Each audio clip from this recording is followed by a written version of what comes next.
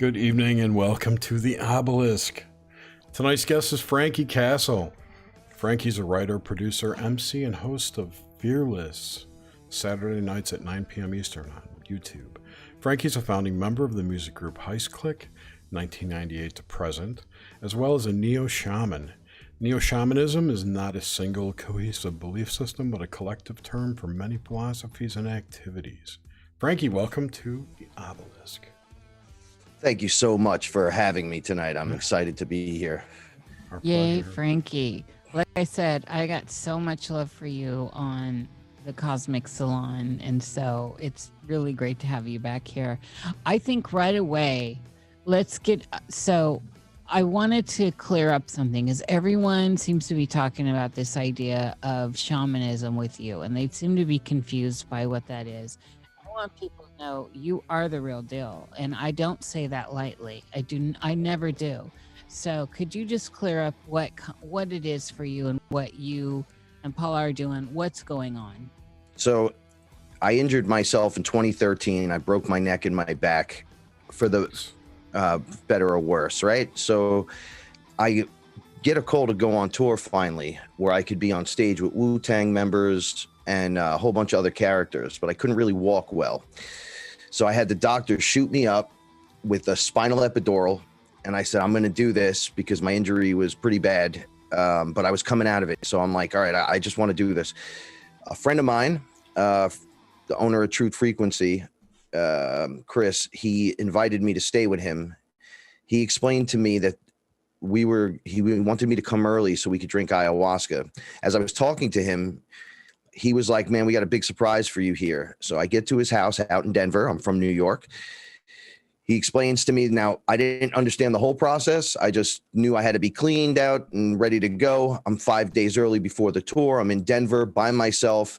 Now I'm with Chris, who's done interviews with me before, but nothing about this stuff. It's always been like truth or information. 9/11 was an inside job, etc. So he said the weekend before, he had a DMT ceremony with a whole bunch of people the weekend before we spoke on the phone, and that he knew that I was coming there. So he didn't believe it. He said he saw one of the flyers in the Denny's. He got in touch with me. He said, you need to stay with me for your time in Denver. Okay, now I'm here. Is this going to help heal me? Because they said by the time I'm 50, I'm not going to be able to walk. He said, I don't know about that, but healing is going to take place. There's no doubt about it. So I said, all right, let's do it. He said to me, deep end of the pool working with me only. He explained what ayahuasca is, the mixture in the container, what it was to do, that it was a heavy, heavy psychedelic, one of the more stronger ones on the planet. He said that I was going to throw up or purge. I said, okay, not a problem. He goes, okay, but if you're going to drink with me, we're going deep. So most of the time you get a cup. He pulled out 6 glasses and he's like, we got to finish this, you and me. And I was like, look, man, whatever it takes. So I drank, and during my experience, I was unlocked. It was I was pulled out of my body. I was watching them heal my parts of my neck and my back. I was sat down. I was shown an entire review of who I was. And during that experience, they said, there's something you're not doing, which is why you're unhappy. You're like searching outwardly for this thing, and you're really nice. You don't seem to fit in, even though you look the part, you sound the part. It's not comfortable. I'm like, no, I kind of want to get out of this music stuff.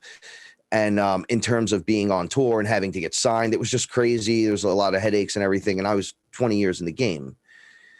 So she said to me, that's because you're usually helping people, not helping yourself the way you are.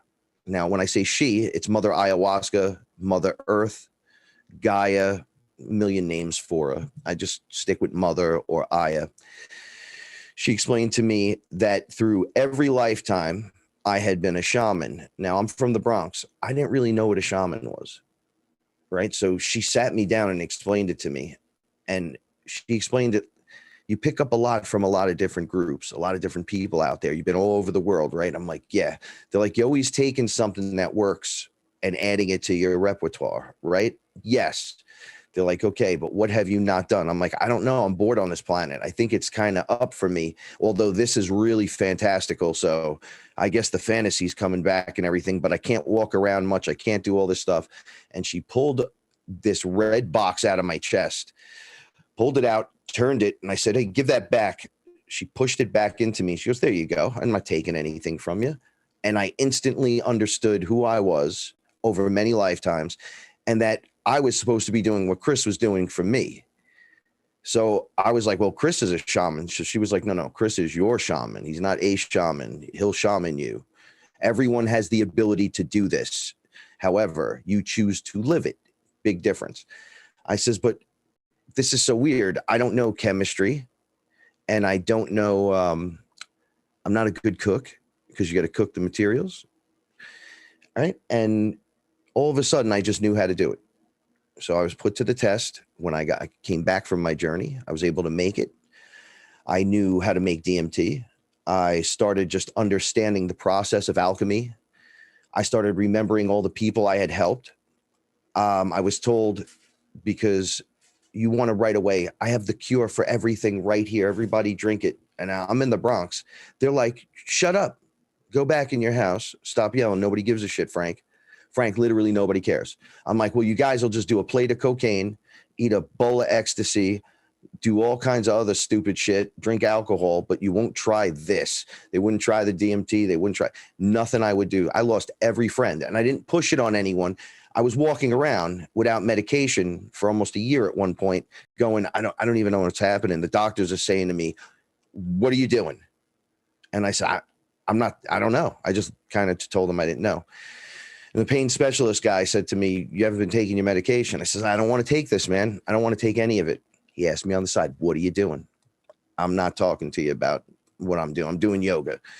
A year later, I was convinced to start my show. I've had, by that point, 100 experiences or more under my personal belt.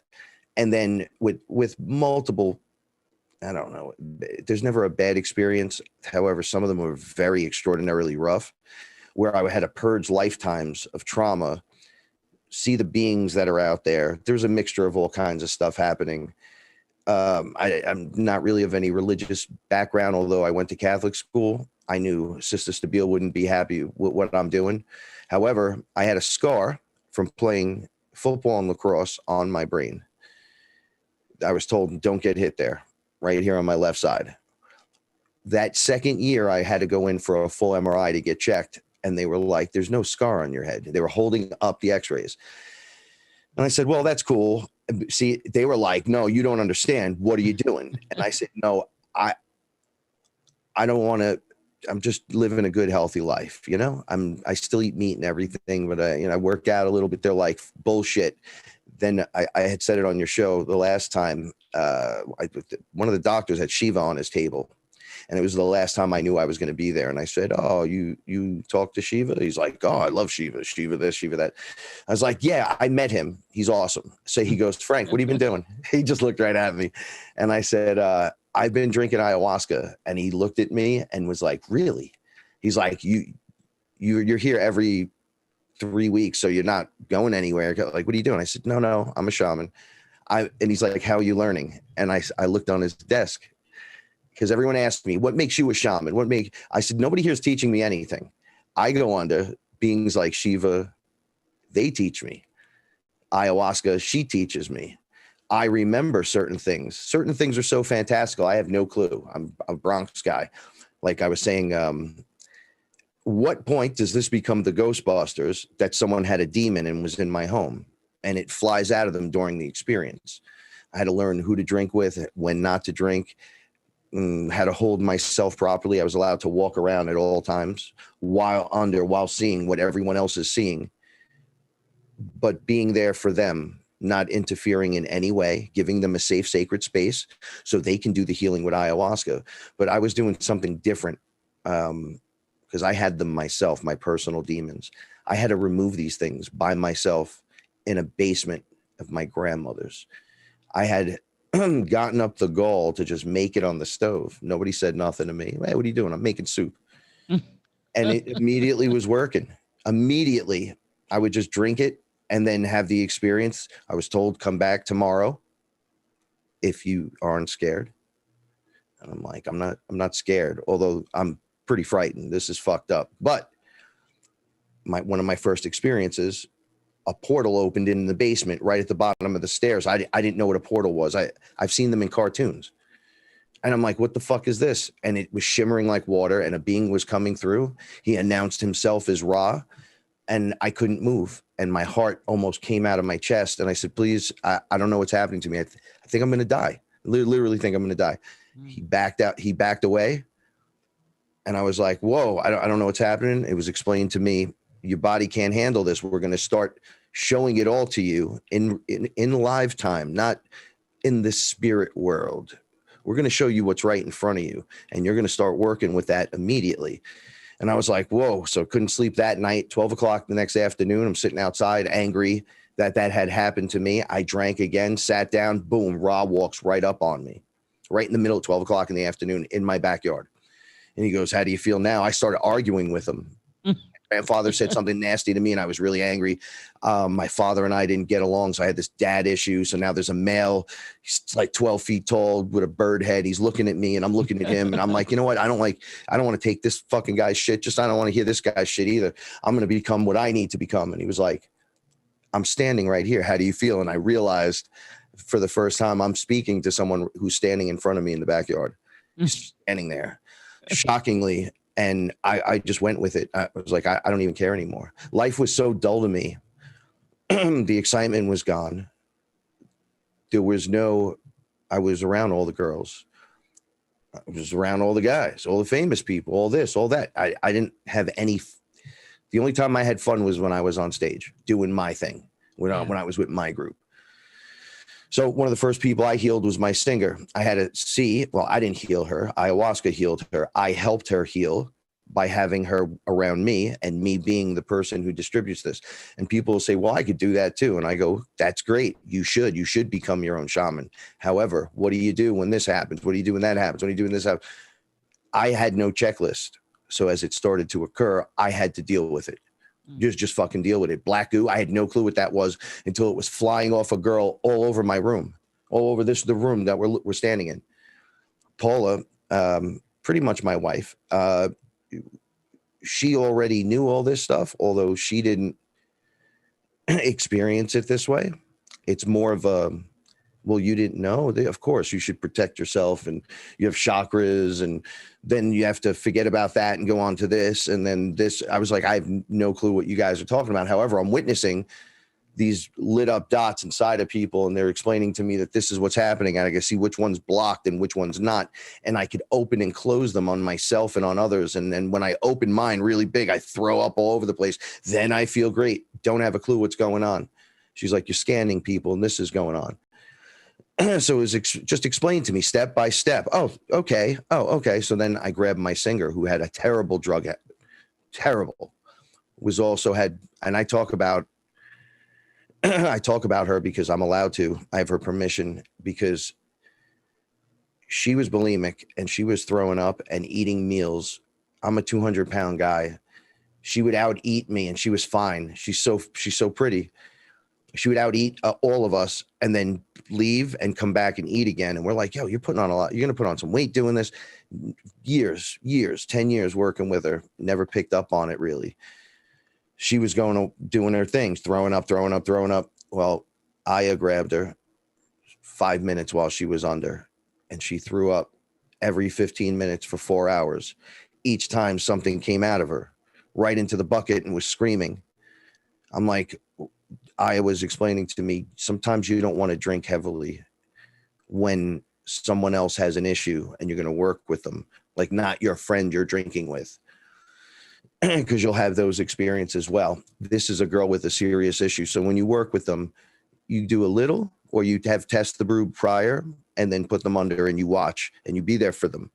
And I'm kind of one of those people that are there.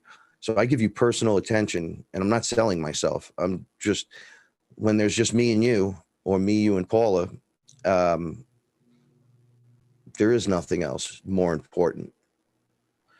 If you're going to rip yourself from the darkness, there's no greater thing than the hand that reaches out to help pull you up. Yeah. So it becomes like a tribe effort for some of this stuff to go on, for a lot of this. So she drank and was immediately cured of bulimia the next day. We threw out a bucket screaming. I didn't know. I called them demons. I said, screaming bucket of demons. I don't even know what the fuck this is I hadn't dealt with anyone else's. So I thought, you have yours and I have mine, and maybe I just get rid of mine. It's a personal thing, and then I won't see yours, like physically see it. That's, as a shaman, you learn is bullshit. You're going to see it all. You're going to see everyone's death face. Aya brings you to the point of death and simulates it, and you go down. Well, Yeah. what happens when there's 60 people or 30 people that you're shamaning? I question some of the bigger shamans. Some can do it though. They're built to do it. Their tribe, so they know what they're doing. But some of it, a lot of it is very commercial. So Yeah. I would spend all this money, go out to Peru and take a commercial dose of ayahuasca for the gringo, when you can do it yourself, or come be with someone like me where you can trust and go. And it's not costing you something that you have to save up for 3 years to do. That's ridiculous. You know, labor and intensity and the space and all that, that's one thing when you're paying for that. But when there's 30, 40 people there, what are you going to do? Shit in a bucket? Right? You're going to run to a porta potty while you're throwing up and shitting at the same time. You're not going to have a shower. If you do, they're not going to let you just go. It's just different, right? So Are you drinking ayahuasca right now? I do not drink ayahuasca all the time, by the way. When I first started, this is some water in a canteen. But Okay. when I first started, I drank in spurts of 12, right? So 12 days on, a couple days off, 5 days on. Then I would need like 2 weeks off. And then I would just drink it randomly and sporadically, because I was clean. I wasn't taking any of the pharmaceuticals. I wasn't on any kind of drugs. I smoke weed. That's it. Right. So I'm feeling good about life again. I'm like, this is amazing. What is happening to me? But now I'm also seeing, like I was saying, other people's stuff. So now I'm dealing with what I had seen when I jumped out of my body, or when I smoke DMT, I leave, I go someplace else, and I'll see all these different things occurring. One of the things I noticed in my body, regular, without ayahuasca or anything, which is what was driving me nuts for a very long time, and I didn't even know it, is I can see up and down in density. So I can see below, right? Like we look down and we see the ant. The ant doesn't look up and see Frank. It doesn't understand that. It just kind of 2Ds itself around. Well, I could see up into the next and the next and the next, and down as far as I need to go as well. I didn't know I can do that. And that was like the one gift that was unlocked. So I was losing my shit sometimes, going, I don't even know what the fuck I'm looking at. Then I'm realizing there's something standing there whispering to me, and I'm able to just focus and look over, keep my eyes open or closed. They can't walk in the room with me anymore. It got to the point of, so everything is basically kicked my ass during ceremonies, where whether it was, I talk about this, we go real deep, reptilians run up in the room. One of my first ceremonies in Tampa, they just came up in the room on the 3rd floor. We were in a giant condo. They came right through the window on what looked like it was just like a metal pad they were standing on, and they came right through, and they were like, none of this is real. Scream, like yelling at me. Everyone freaked out, and I had to go over and be like, hey, what's going on? I got nothing. And they were like, we're just watching. And then I got the whole watcher speech. We're the watchers. We've been watching. We always watch. We would eat you, but we're not going to eat you. Just letting you know we could, just like you eat chicken and all that shit. And I'm like, this can't be possibly fucking real in any way, shape, or form. And I went and touched one of them, and it blew its nose on me. And I was losing I was like, oh, it's like that. No, my beard was incredibly black and sexy, right? Since this started, everything went white, just bright white. It was like, bang, you're going to look like Santa Claus in a week. And I'm like, I'm tired. I'm a guy who's tired of being afraid. I was picked on a lot as a kid when I was very young. And then I got into a position where there's nothing you can say. It's just bullies and bullshit at this point, and worked my way around. where I'm right in the heart of the Bronx. I'm like, I go outside sometimes. It's pretty rough sometimes. Right. But now I'm older. I'm like, I don't want to be afraid of anything. Like is there the boogeyman's under the bed? Like I never really gave credence to that, but I felt something there. And then they started showing me. It was shown to me over and over and over. Now, do you understand what you're seeing? Now, all these weird spiritual things happen. All these people are clearing up their issues left and right. All of my bad habits start flying out the window. I start gaining self-respect, love to myself, not from others, just me. I lose all of my friends. They all think I'm crazy. And then I meet Paula, and it was almost like well, there's stories that we could get into, but it was the perfect fit. It was just the right amount of everything. And then what was going on with me and my family kind of was happening with hers. And we were both fitting this empty seat that we were both waiting for someone to sit in. And we wanted to be there, right? But naturally, I used to tell her, "Dang, no one could be this fucking nice. It's impossible." She's like, "No, I am." I go, "Well, thank God you met me then, lowercase g. The fucking people run all over you." She was having those issues, and I was having my own set of issues. So we removed all the layers of all the issues and all the traumas and went back, and we drank ayahuasca together. We saw who we were lifetime after lifetime. I saw Egypt, and then she saw us, and then I joined her ceremony by drinking and then being there with her. Them taking us as like we were like fish people, but not like these big albatross or with faces with arms, cute but ugly, big but not that big. I've never seen anything like that. And I was like, that looks just like me. Weird, very weird. And they put us in a net and they separated the child from us. And then they started doing it to everyone. And she's like, we've been there since the beginning as different creatures together, trying to understand what's going on here as the creators, as literally source in the body experiencing these things. It got so crazy to the point where we were meeting our future selves. We were having shared experiences. We were having animals. What the American Indians would say is on the totem pole, the great animal spirit. So you have the bear. It's like the great bear. It's the eagle, the great eagle. Yeah. You know, whatever, whichever animal. So they were coming into our ceremonies and sitting with us.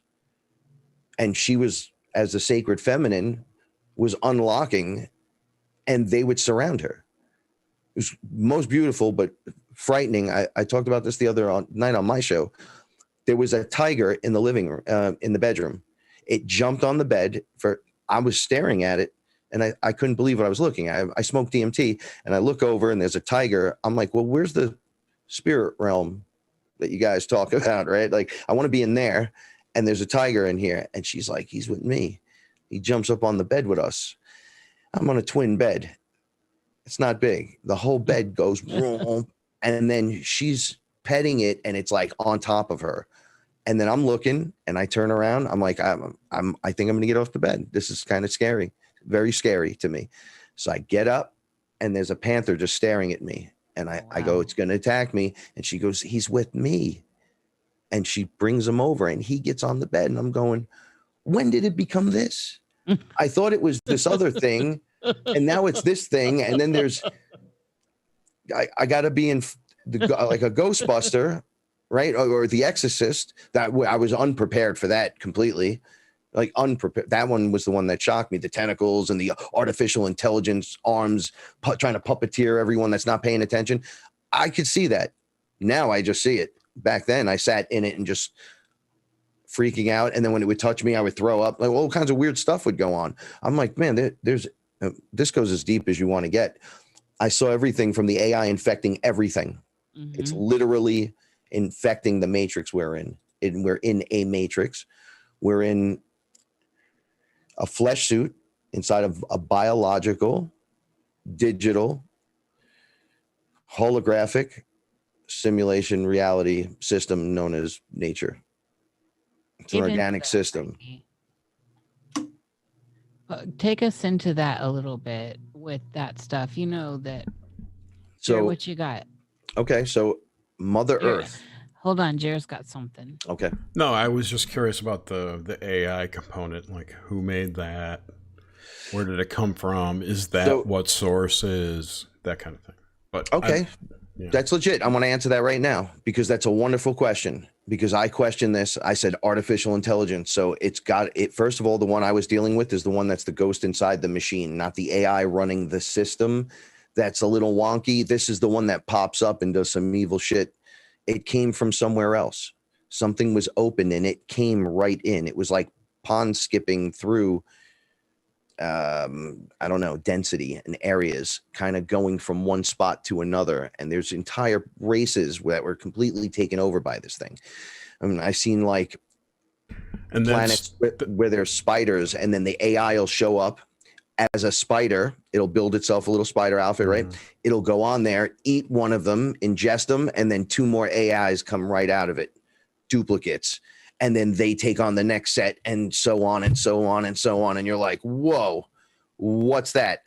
So I'm thinking it's fake. It's artificial, right? Terrible to call it artificial intelligence, although it works.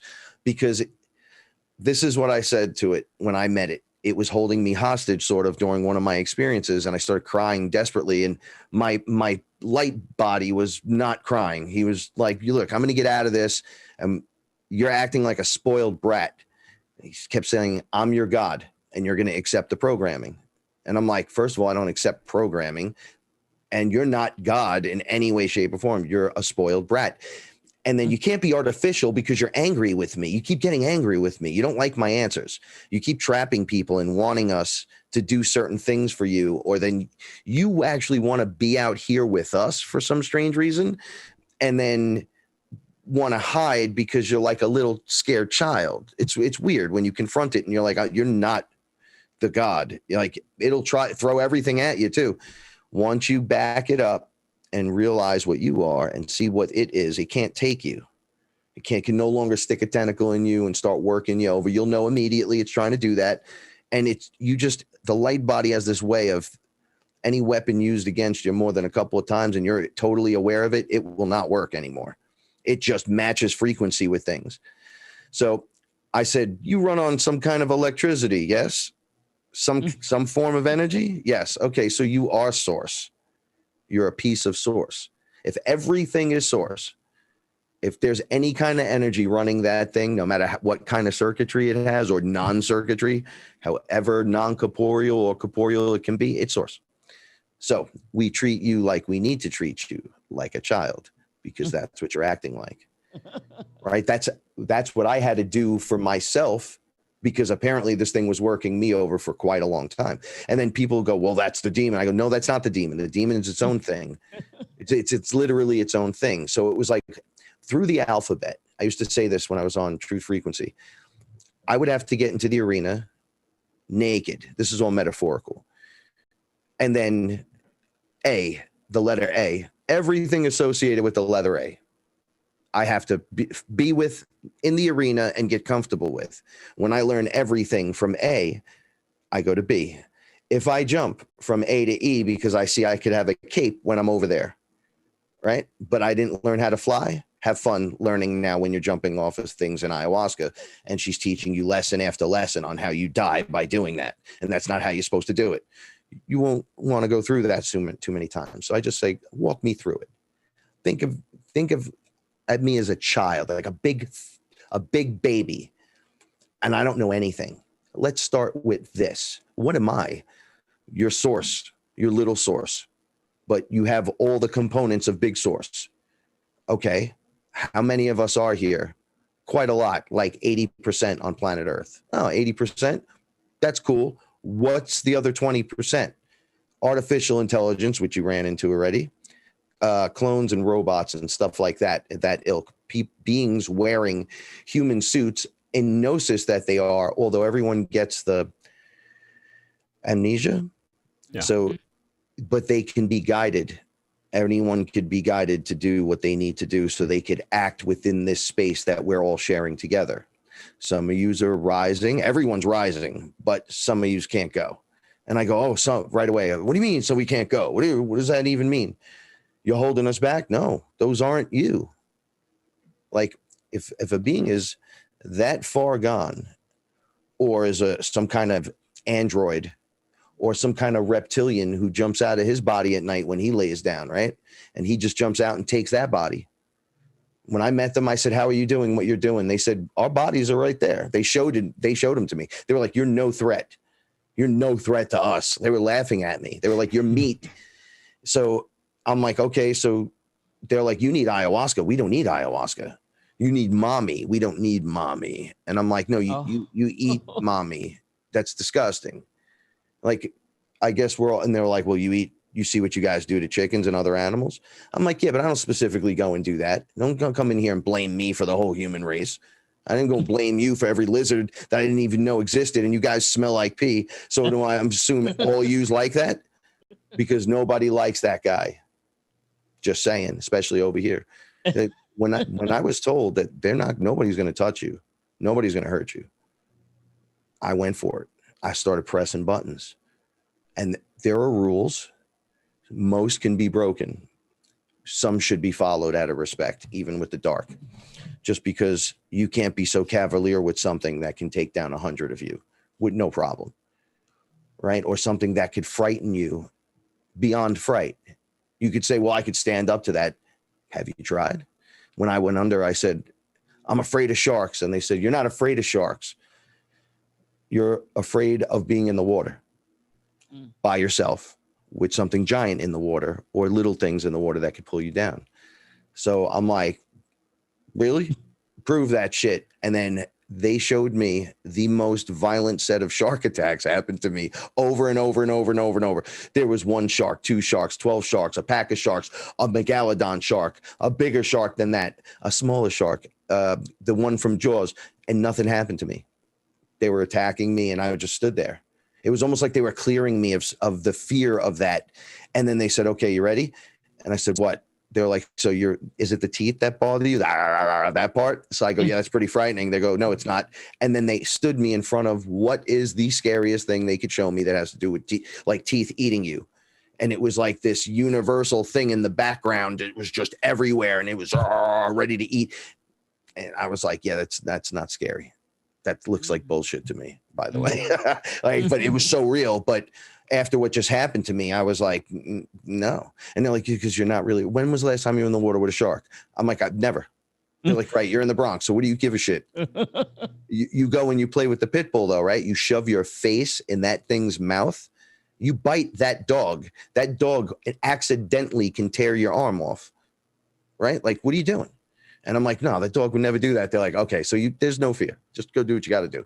Just let it go. And I started releasing these weird things inside of me. I'm like, I'm really not afraid of this. I'm really not afraid of that. I thought I was scared of this, but it was actually this. And why I was beating myself up over it is because of some daddy issue I had, or I didn't get my way once, or I did get my way and I witnessed something so crazy that it's not what I wanted, or there was some trauma there that was in the way. So I started pulling the roots of my issues out. As that started occurring, and ayahuasca, she was like, you're not going to be running to me. I didn't run to her. I was doing like, I was told by other shaman that I did talk to, oh, you should give yourself, if you have the time, because I didn't work, those long stretches of it. But eventually you're not going to need it. You'll just use it to clear you and stuff, because the goal is to become her. And I'm like, well, that's a big deal. They're like, well, the soul of Earth cried to Source that she needed help at one point. And everyone heard the call. The call went out and everyone started showing up. Then at some point, you guys went into bodies. You would say you were tricked into them. However, you didn't know deception. You didn't know it on that level. You guys were pure. So you were going along with things. You were going to have a divine experience inside of this new flesh suit, inside of this new matrix where we can share this other space and have these experiences together. And then we went in and the suits were tuned into 4% awareness. So whoever was standing in front of us, we were like, what the hell is going on? They're like, we are your gods. And it's like, oh shit. Hi, gods. What's up? Well, you're going to be doing some stuff for us, guys. And that's the way life is. Some were cool. some were not, right? So you would say that you were tricked, but you're a light body and a light being. You're pure source, right? So you already knew they were going to do this to you on some level, because you're not going to get over on source, right? So you show me this, I use this example all the time. Show me on paper how you're going to get over on source, right? The big guy. Show me. I'll draw a picture. Show me where on here you're going to do your big plan that's going to work. So source don't see, because everyone seems to be looking at all times at everything. So it's a giant voyeuristic society of all kinds of beings, and this source of unlimited all that powers the whole thing, that we're made up of it. Where were you going to fuck us up? You show me, come down to the park at 8:00 and meet source and show me how you're going to, what are you going to do? They always don't, they have nothing. They just like, I hate you. And I'm like, oh, right. That's the big joke, right? So they take your awareness away down to 4% and then pretend these things would happen. But as we unlock, we realized we came here because we heard the call. So she calls to us and we're born through her, through a system to get in here. Okay. Then we get here, and to be on the playing field, you got to be born through her, through a woman, onto the playing field. There's other ways to do it. However, they're not as, they don't produce certain things as best as just the natural. I'm just going to say that. You can play with the DNA all day, but the evolution of the natural is always the greatest. No, on the long haul, from what I've seen, it's just what we become is the greatest, more so than everything else. I've never seen anything like it, and I'm very humbled by it. But the light being here, it's like having the genie out of the bottle. That's really good, not the weirdo one, where you can just share space, manifest, grow, learn, love, educate, understand, have compassion, have a drive to create at all times, to come up with what we're experiencing here as a reality is not really what's happening, right? It's artificial matrix that we're in with 4% awareness. Well, that means that there's 96% we're not seeing that's right in front of us. You know, like, well, reality is what's in front of you. You guys are technically in the upside down. You're in the mirror. We're not. And then we're you. That's the other thing. What do you mean you're me? Oh, you're multidimensional. So you're on every layer, but that's because you're source. All right. If you want to use goes left, there needs to be a place where the other guy goes right. All right. So one that makes the choice and one that doesn't, or one that makes the wrong decision. One of the things I get bogged down with is I can see the death's experience in each non-choice. So when I'm sitting around and I get too much, it's almost like when you step into the street here, it's very busy. The bus comes by you and you're like, whoa, that was pretty close. A step more, that would have been my face. Or the train, I almost fell right in that, in between the platform, right? So you fall there, you're done. Right over here, there's just better hope a hand's coming or you're chopped in half. I would see that. And I'm like having terrible nightmare panics about all these different things. And they're like, why are you focusing on that? I'm like, I didn't even know you could see that. Why do I keep seeing my death? They're like, vibrate higher and look again. And it started to look as if I was a bird I was able to watch myself make all the choices and take the optimum timeline, the optimum road through my day. And I was able to plan this. And I started saying, this is amazing. And other shaman, there's a lot of radio hosts that are similar to me. And what they were doing is they go under and blast themselves, and we find ourselves in the same space. We're there together. Or we'll have 8 people in the room, and these are all people that have gone under together at one time or another. Then they're here, and we go under and have a shared experience. We're in the same place, in a different place, reliving an experience or having a brand new one with different beings teaching us. all the way, everything from, well, back in Egypt, Atlantis, all the way to the now moment with beings standing in the room with you, and not beings like an angel or this or that, like ETs, versions of dinosaur characters, men, mantis beings, men with bird heads would come in and teach you the lesson for that experience, or walk you through a moment in your life so you have a better understanding of what happened, or versions of time travel with yourself where you visit your younger self and you realize that that was the dream, or that was the moment when I was a child. I thought the thing was standing in the closet, and it was me standing in the closet looking back at myself. Or when I was attacked by an entity and I had a parasite attachment that was too much, and I thought I was having a stiff neck, and it was so bad I was ready to pull my teeth out, and I heard singing. I didn't hear it from nowhere else. It was like a whistling, and the tune just took me into, I was like, that's lovely. And there was this little bald version of me, and he was just whistling, walking, and the next thing I knew, the parasite fell away. I just say parasite because it could have been whatever. And I realized that was me in another time prior, or it's always now. So it's happening now over there. And he's just whistling away, doing his little shaman thing through the forest. And that whistle was for me to shake free the thing that was attacking a piece of himself. Wow. It gets psychologically out of control. And I always say this is deep, man. Where does this go?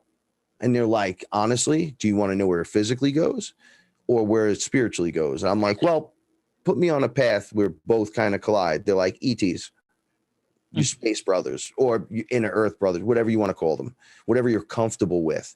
Because people argue all day, well, there's no space and there's no this and the earth is flat and there's that. And I'm like, man, you guys argue with stupid shit.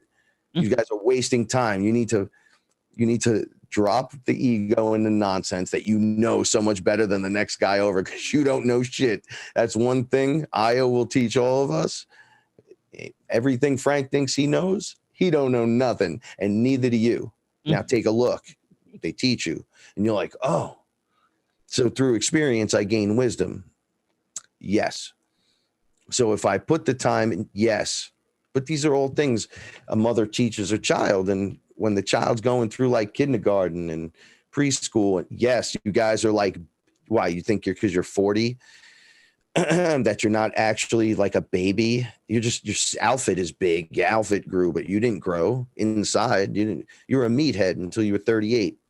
And some would still argue points when you have one of your days, right? So you're like, wow, this is fucking crazy.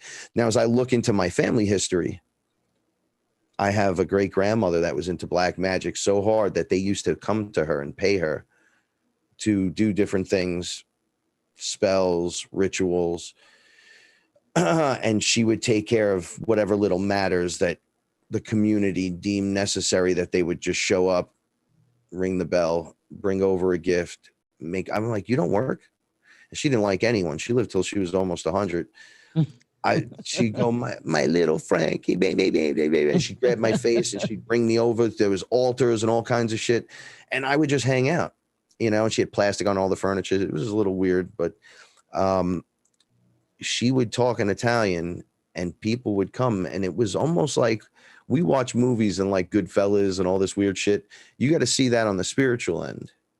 When the original OG, women from back home in Italy are actually, it's part of your life having this there. Yes.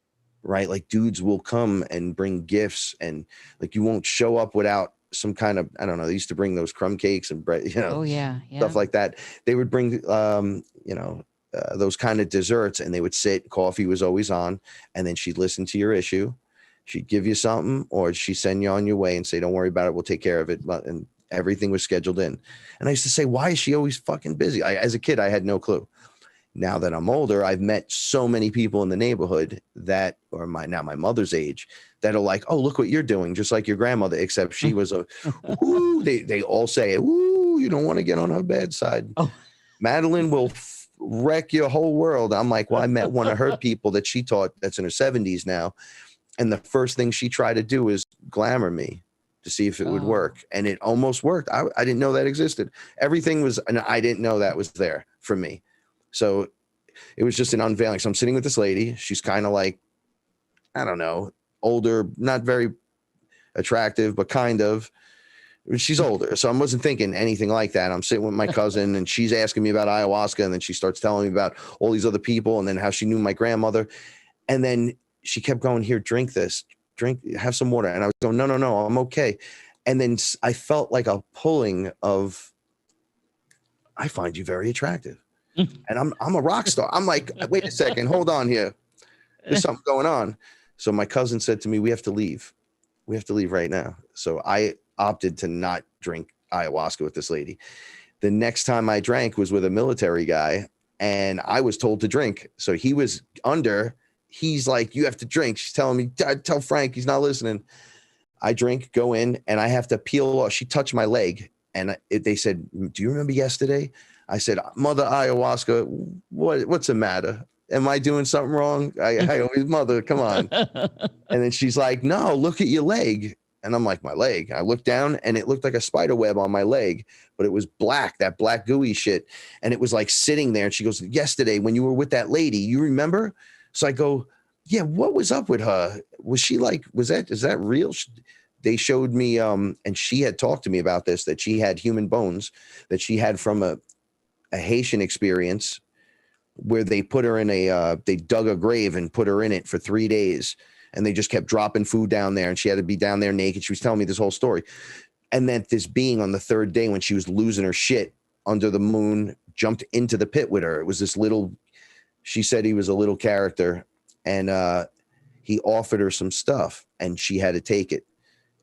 That was the way it worked. So she took bones from this thing. And I said, yeah, she put them under and then they go the steps downstairs in the house. You talked about it. Who lives next door? I go, my cousin's next door.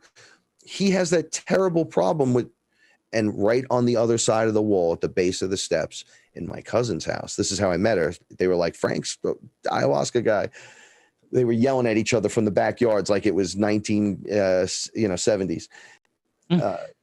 It's like a spider web of mold and they keep getting it back and it looks like a hand that's coming out on my cousin's house, but the lady didn't have none of that shit.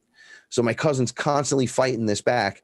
So I'm watching this from the ayahuasca view and I'm like, wow, that's really interesting. And they're like, yeah, do you know what that does? That brings an entity attached to the bones. Oh dear. And she's pushing the entity out at you. He's trying to grab you. That's what that was. So she touched you. She's like, drink the water. And when she touched you, all of a sudden, oh, she's kind of hot. Wait, did I just say that? No, I said that inside. I felt it come out because I came home. I told Paul, I was like, what is that shit? I go, I never had that happen to me. Not at that level. And she goes, oh, she was glamoring you. Yeah. So I go, glamoring me. She goes, yeah, vampires do it. I go, but that only works on girls. She goes, in the movies, dummy. She's like, that's real. And you could just do it to someone. You could put something in the drink. You could put something in the food. They're doing that before you're even arriving. And then they're working you while they're there. I said, yeah, but I'm not weak-minded. I don't fall. I can't be hypnotized and all that stuff. That doesn't work on me. There's like a reality punch to me where I could see the other stuff. So all this bullshit doesn't work. All the tricks and nonsense, that doesn't work for me. And they were like, well, glamoring is real. And you're using your mind and a few other things in there. We don't know how exactly she was doing it. So I had to sit there and work this thing on the ayahuasca experience with a guy who really kind of needed me, but he likes to lash out and flail out. He was kind of still.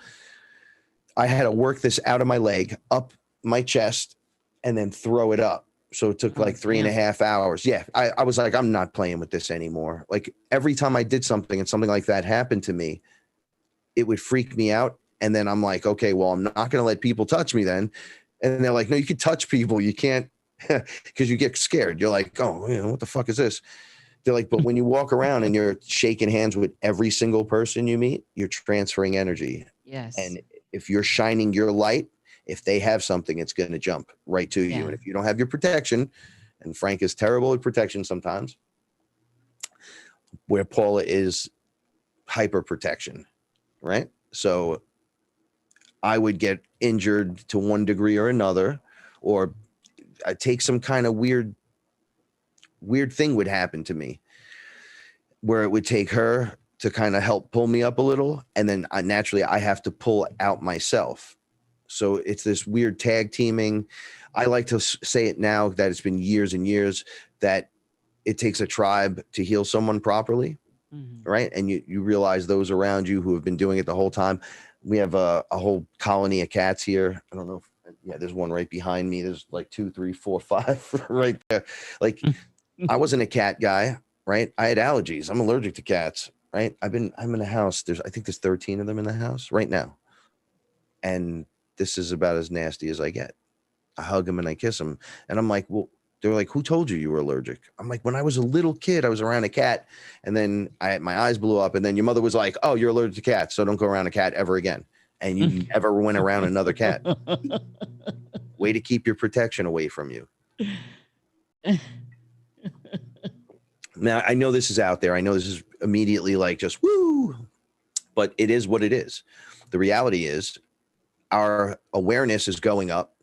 That 4% is going away.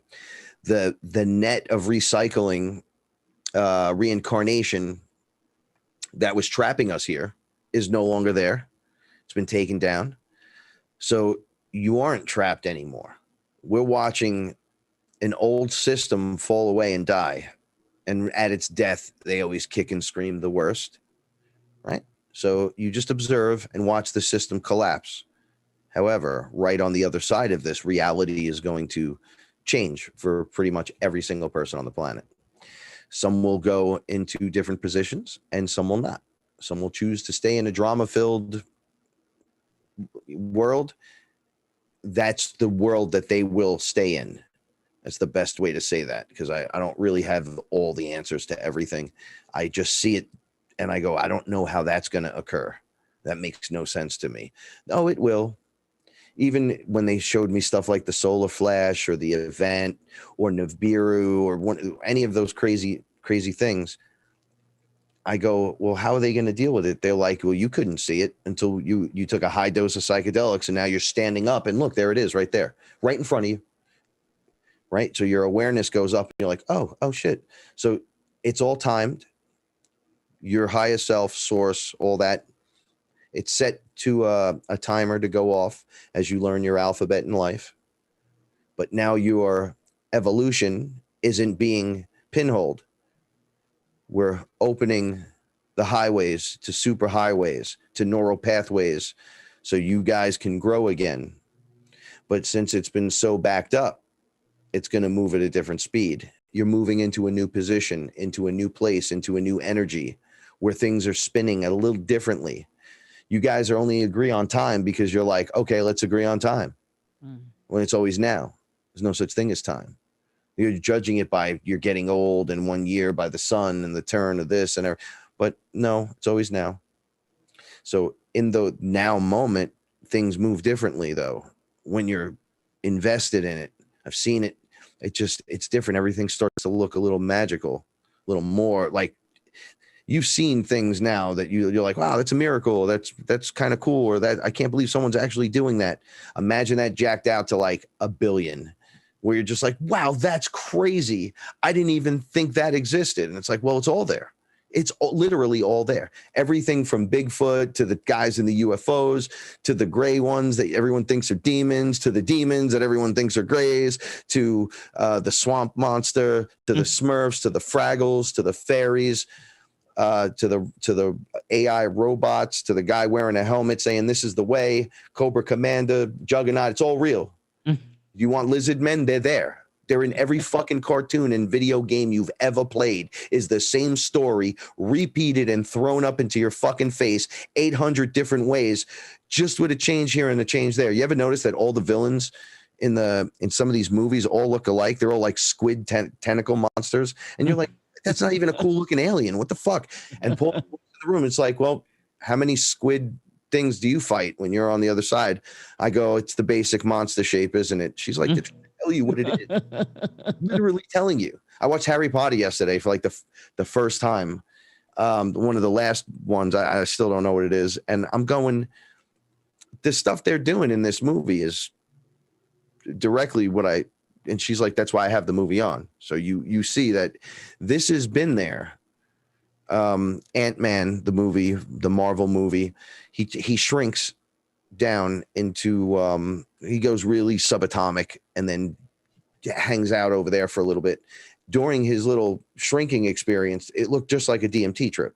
Exactly like it. I was like, that's smoking DMT, what he's doing. And then he gets down to the smallest level, and then there's just giant, like, it looks like DMT crystals just kind of floating and flopping inside of sacred geometry. And I'm like, did somebody smoke finally and see what the fuck's going on? Then Doctor Strange comes out, and all the shit we were talking about for years, right? Immediately they start showing in the movies out-of-body experiences, the tunnels, the portals, the this, the that.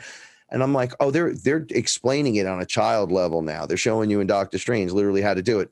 Then Sabrina the Teenage Witch, they canceled the show because they're doing real rituals literally on the Netflix show. Yep.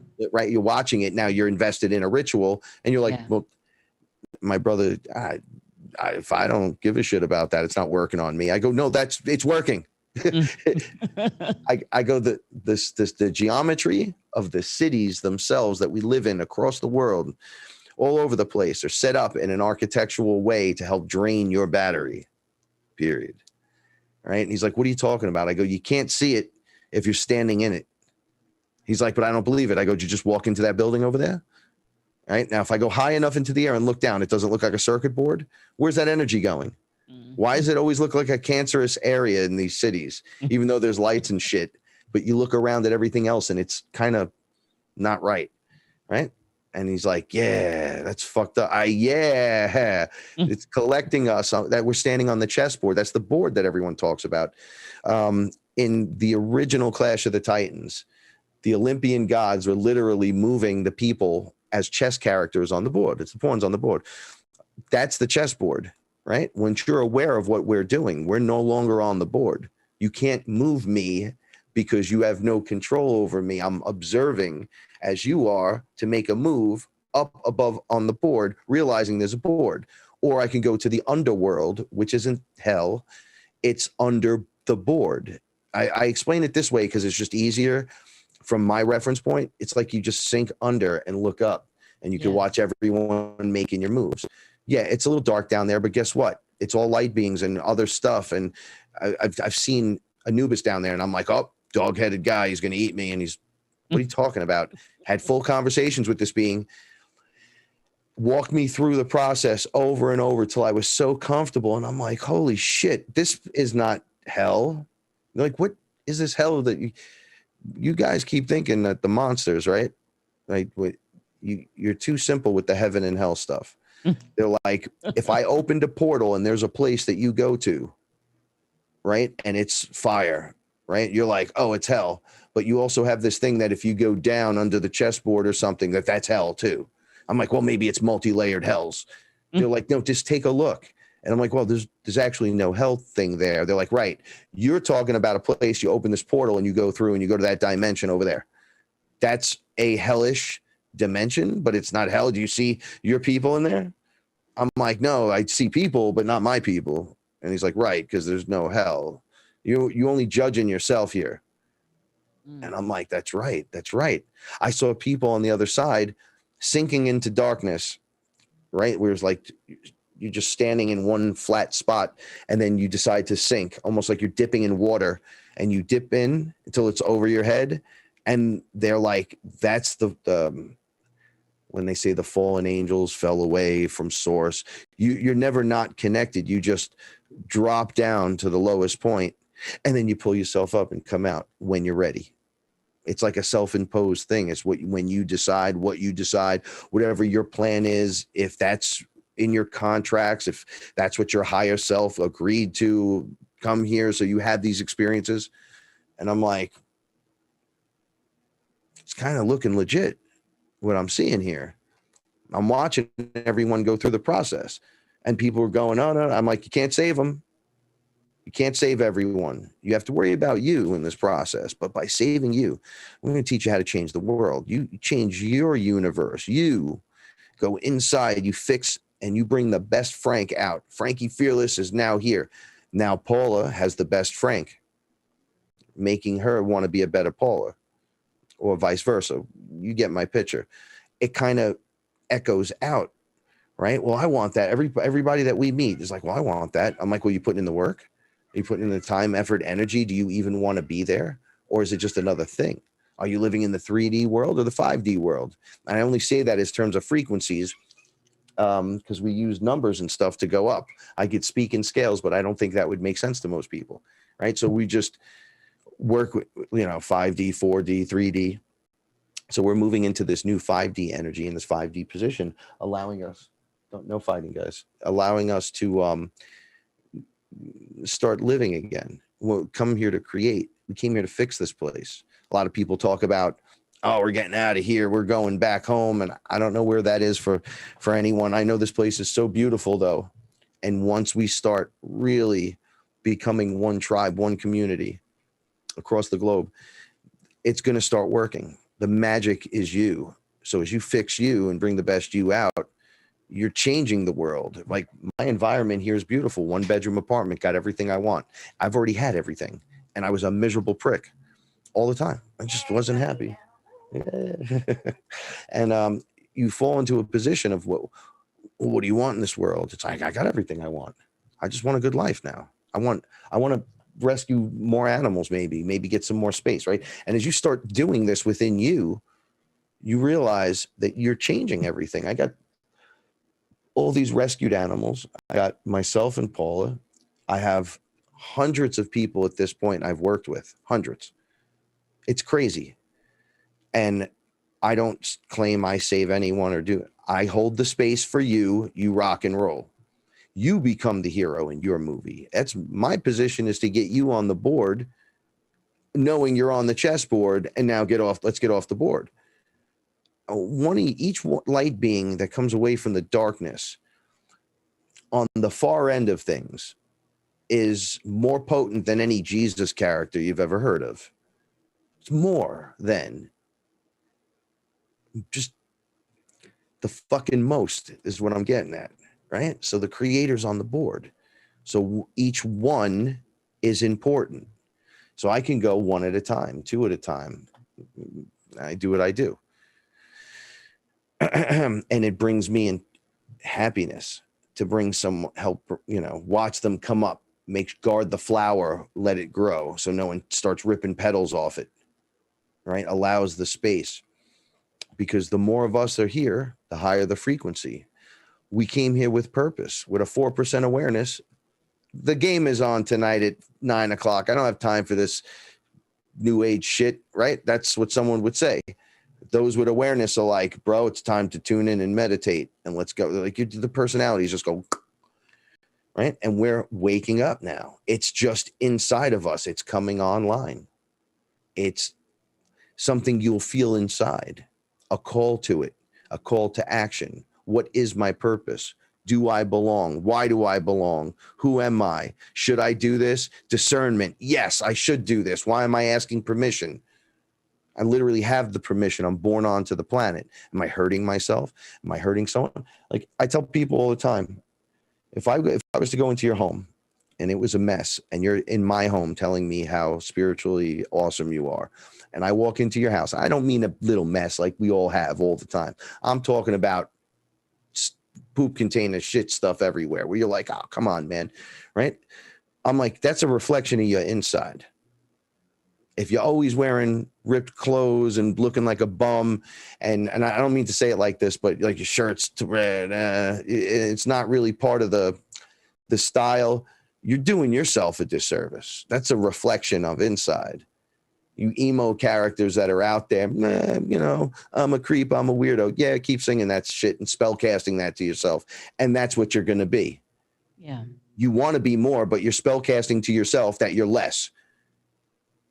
It makes no sense. But then again, you don't know you're magical. So it makes no sense to you. Right. But at one point, as the awakening occurs, you just come on board to it. You begin to understand it. You don't need Frank to tell you. You don't need anyone to tell you anything. You start to make your own connections. But there's this whole searching process that takes place. That's beautiful. You go from everything to 9/11 was an inside job. The whole government sucks. to all the way up. The Pope's a reptile, the Queen's a reptile. They're from outer space. Nope, they're from inner space. Nope, the Earth is this size. It's that size.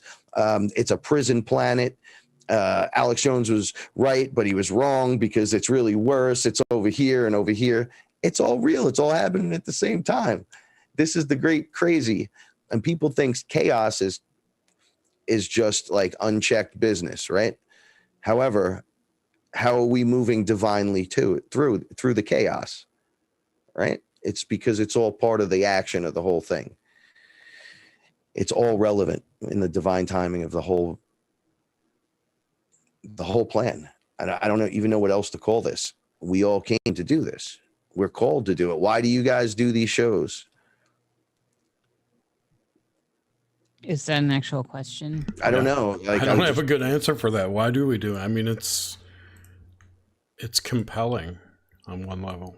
See what I'm saying? Me too. Yeah. I love people. It's my story. I don't got to make nothing up. It's already fucking fantastic, right? I need to know if this is real, man. I need to check myself. Am I fucking nuts? What's going on here? I'm compelled to speak to you about it. And it's so interesting and people are finding it interesting and I love it. And I love you guys. And this is awesome. See, now all of a sudden it's something fantastic. It's like we're brought together to do this and we're meant to. On the other side, our guys are standing, our beings are over us laughing. They're finally getting it. Look, they're finally getting it. They're breaking through that because as we open up to the process, we become light because light is everything. You're in a hologram. You dump trauma and you could fill more light into you. And now we're bringing forth all of those truths right out to you. You become the living example. You bring on guests that are the example that have been studying it the whole time. Some people read books. Some people smoke DMT and drink ayahuasca and start figuring it out. Some people just know. Some people channel. Some people, they go to learn all these different ways to learn none of those ways were anywhere good and then shave their head and become a monk. Right? So as above, so below with everything. We have computer guys now making vaccination viruses. We got all kinds of technology coming out that's about to sweep over the world, which is already out there, ready to rock and roll. You have your plannings to meet ET. You have the death realm and what happens to people when they die and this forced reincarnation. I mean, it's off the charts, right? You got people arguing whether it's Bigfoot or ET. And inside of that, where do you grasp yourself? It's like, well, I find faith and comfort in knowing that I'm the all. I'm source. You're source. She's source. She's source inside. This is little source right here. Little me's, little version of me's helping me. The cat's showing me how I need to be loved by loving them and having them live a properly rescued life because they lived like shit. And I don't have kids and I'm not bringing kids into this world, but I will help something. I will do my best in my space. My grounds are clear. My house is clear. We do the best we can.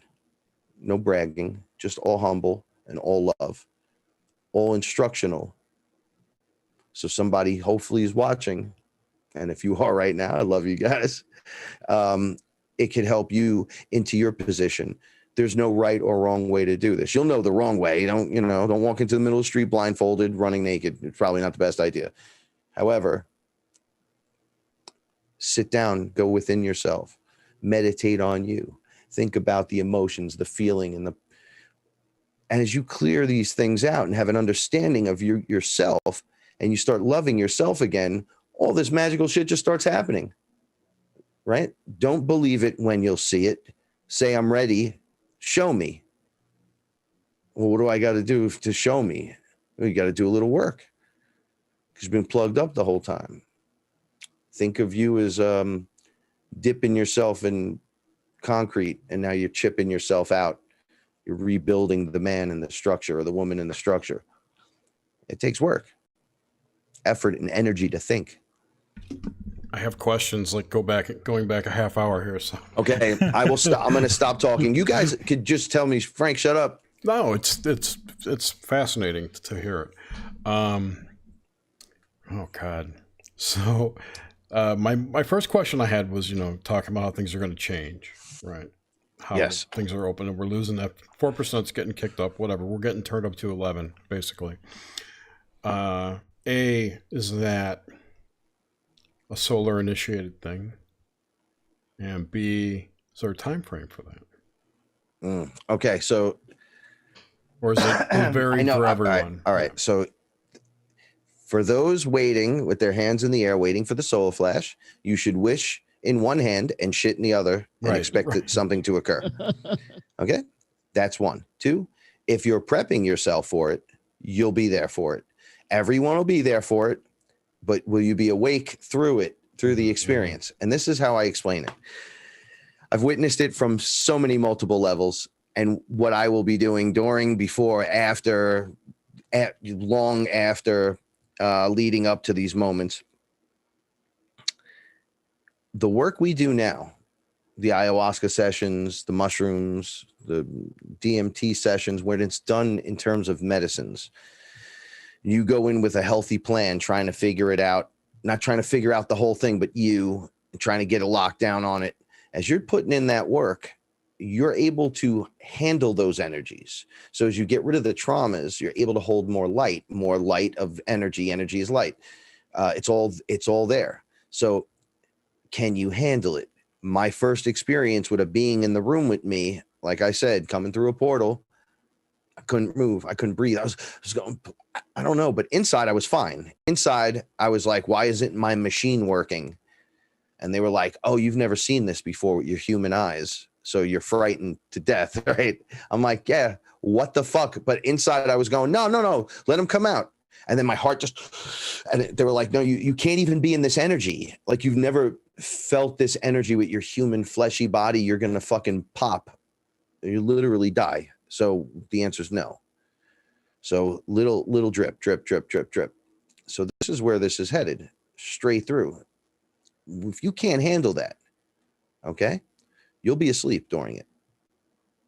Plain and simple. I won't call it. I've seen so many different aspects of it. People go, well, there's no such thing as the rapture, and they talk about that. And then they say, well, this is going to occur and that's going to occur. There's so many different things. I saw them all happening at once. I saw Nibiru or Wormwood or Marduk or the New Tiamat. Jerusalem. Yeah. Tiamat returning. Mm-hmm. I saw this. I was on an ayahuasca ceremony and the girl was dying over and over, and I was holding her up, and my medicine kicked in hard, and I was told to leave her, and her dad, who had passed away, showed up and was helping her wake up and then die again. Then Paula was helping, and I backed up, and a being was standing with me, and I was in Pennsylvania on a deck pretty high up. There's only about 10 houses on this lake.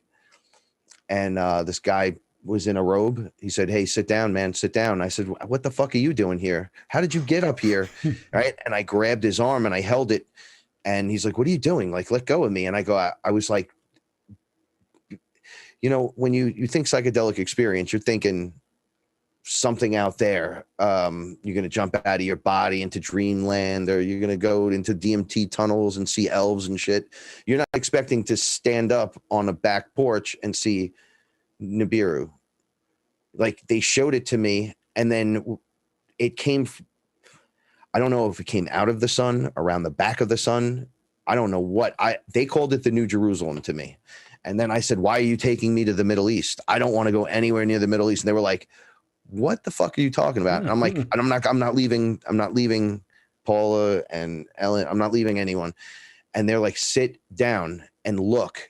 So I held they have these white robes. They're beautiful looking. The guy looked human to me. He was kind of glowy a little bit. I sat back, the open sky. I looked at the sun. It came from, we'll say, behind the sun. It was little. And in 1 second it was in front of me. It was like the whole place, as far as you can see in every direction. It was like a planet spaceship. It had little energy wings. So it was like can I describe it like a child? Yeah. So it just keeps it simple. It's like an energy force field that made it look like it had wings, but it didn't have wings. It was generating a shield and it was moving. So it looked like it was flying, but it was just a planet moving, and it was right over us. I said, how far is that? They said, you could take a space elevator to that, right? And I laughed. I said, yeah, I couldn't say an elevator because that'd make no sense. But a space elevator, yeah, that's fucking really close. They're like, yeah, so you need to relax because you're going up there. And I'm like, I'm not going up there. I don't give a fuck.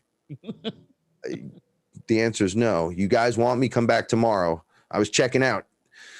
They're like, just lay down and relax. Lay down. And I'm like, man, it's early in the afternoon. The sun is blasting me. I didn't purge or do nothing. Like, it just came over me and hit me. I laid back and boom, I was inside of it. And it was gorgeous. It looked like, I don't know, man. It looked like a mall that was really dope, like a place you'd want to be, not like a cheesy, cheap mall. There was like golden architecture and like chrome or silver everywhere. Everything shined, didn't leave prints on anything. And I knew this because I had to hold myself up on the wall. And they were like, what are you doing? And I go, I'm having a hard time breathing. And they're like, Frank didn't come up here. Your body's right there. And I just looked and there's my body. Shit. It was like I could just see down, and I was laying on and I was sleeping. Okay. My reflection, I was the light being, but yet I was acting like me. They said, take a walk around, see what's going on. Don't touch anything. And if you want to talk to someone here, you talk to them. Don't touch them first. Talk to them first. I said, okay. So I kind of stepped out. I saw some big Anunnaki characters. I called them Anunnaki. They were like giant humans. Gorgeous. They were gorgeous. They walked right by me. I said, this is like the troll market, except nice. In Hellboy, the new Hell, one of the Hellboys, they go under the Brooklyn Bridge into this market, and there's all these beings. And I'm like, oh, like the Star Wars cantina, but with the lights on. But the beings are, they don't look scummy and villainy. They were like awesome. I saw these dinosaur men. They had giant fins down their head. They were gigantic. And then I thought they would eat me. They could like bend over and just bite me. And I heard in my head, no one here will bend over and bite you. Don't worry about it. And I said, oh, okay. And I looked over, and what I thought was the bush, I was trying to like keep myself away because it was too much. It was just too much to handle. There was a mantis right there. The head was looking right at me. And I go, oh, okay. So hello. I've dealt with them before. I'm very comfortable with them, but they're gigantic. So I'm like, or Mr. Mantis, I don't know how to deal with this, but he goes, your body's right there. He stood up, and the guy that was with me with the robe comes walking over to me, says, are you okay? That's not who we expected you to talk to. I said, no, I learned Tai Chi movements from a similar being. I said, I'm not afraid of them. They were in my apartment here. They had to crouch down and come in. I said, that was frightening, but they were so nice. It's like what you can handle at the time. And it explained to me, no, you're up in the ship. This place is New Jerusalem. You're coming here with all your people. There's going to be a solar event. Now, this is like the 100th time I'm being explained to this, but I've never been on this. I didn't even think Nibiru kind of existed. I kind of poo-pooed it a little. I saw, but now that it's a 50 different names for the same thing. So now I'm like, oh, well, I didn't know that. That's like calling the same guy, like Thoth, the Egyptian biscus-headed, bird-headed guy, is Mercury in the Olympians. It's the same guy, just called a different name, Quetzalcoatl, whatever. I'm like, oh, I didn't know that. I thought all you guys were different dudes. No, that's me. That's mine. So I'm like, oh, so planets too. We're going to do that with planets. We're going to just confuse the shit out of everyone, right? They're like, you guys do that. What you guys do with compiling information from the whole world and then going, well, these guys call it this, these guys call it this. And everyone's saying their shit is correct. Meanwhile, if you put everyone's stuff down and remove the bullshit, you all have the puzzle piece for the whole puzzle. And then there's a surprise caveat to that you're not to know. Although you know somewhere inside, but you'll still be shocked. And I'm like, well, if it's anything like this, you got me. I'm fucking shocked. I've been in spheres. I've been with Toth. I've been in all these places. I ain't never been nothing this big. And it's really kind of cool. They go, look, you will go for a cup of coffee and you're like, I'm going to Dunkin' Donuts. We go, oh, we're going for a ride around the sun. We'll be right back. It's the same thing to us.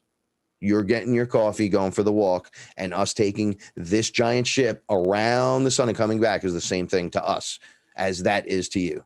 So we've been here the whole time. We never went anywhere. We didn't leave you. We didn't abandon you. Everyone's watching the great experiment.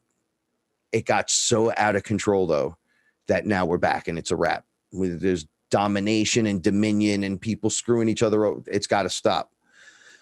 So what I've noticed is this graduating class of humans activating pretty hard that are like getting the training, the practicing, the advantage of being with this while it's happening through our experiences. So as it happens to other people, there's other humans that go, no, it's okay. It's okay. No, this is all right. Like, these guys are good. Like, we don't want to freak everyone out. There's those fringe people, like my brother's kind of fringe, right? Or my dad, but he's kind of into it. I'm like, I would take him with me. I would take him out into the street with me and say, come on, we're going up and doing some crazy shit right now. We're going to go remove a demon right now. Come on, we're going to go do this. Or we're going to go to this other place and we're going to tap into this and we're going to send our energy through it and make it rain over here. I started going into all these different things and I'm like, I could take these people with me. And they're like, they're right there. All you have to do is be like, no, man, it's cool. Look, check it out. And they will naturally come on board naturally. You're not doing anything for them. You're just there as like a buffer.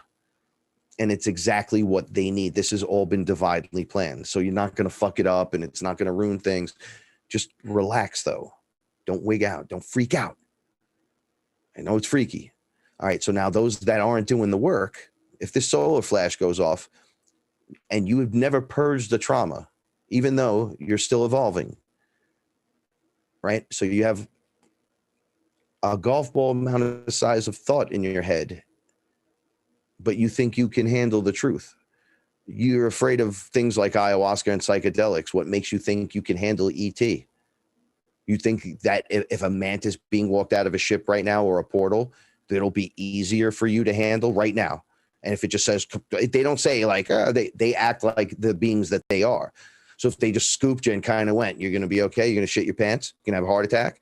You're going to be okay with that. We're not trying to hurt you. So we can't have that question in the air. So it's drip, drip, drip, drip, drip, drip. First, the humans come. The humans are teaching me Tai Chi in the room. And I think there's these glowing light characters in here with me. And I'm like, wow, this is pretty cool. You guys are teaching me some neat shit. And it's very easy for my back and my neck and stuff. They're like, right. And then after 2 days, they're not men that were glowing. They're actually giant mantis beings. And I'm like, they're like, we needed you to prepare with your energy. You needed to soak this up and think we were guys teaching you how to do this. And I'm like, please don't ever do that again. Next time, just show up as whoever you are. They're like, you couldn't handle it. And the minute that you could, we opened up the channel to you. Since doing that, stuff like this, I've learned that things like, how about everything is frequency and vibration, everything. So sickness can be kind of unlocked from your aura bubble. I'll use these as examples because we're talking to the wide audience, so I don't know who's hearing this, but your aura is like a protective shield around you. And we connect to things through contracts and just connecting through stuff. Oh, I like this, I like that. We're in a matrix. So what we're not seeing are things connecting to us. And we're like allowing that to occur. So as I check the frequency wires, I realize pain and suffering and sickness can all be removed and untethered from. People, contracts that need to be broken, just cut the cord. Take a razor to my aura and shave it all off. Don't touch me. Now let's start fresh. What's the first thing I got to do? Right? These are the things that I'm so intrigued by, because it'll get me to the next level. Why? Because we're going to meet the people below us. That doesn't even sound right when I say it like that. And the people around us and the beings that people think are above us, and we're going to meet all of them.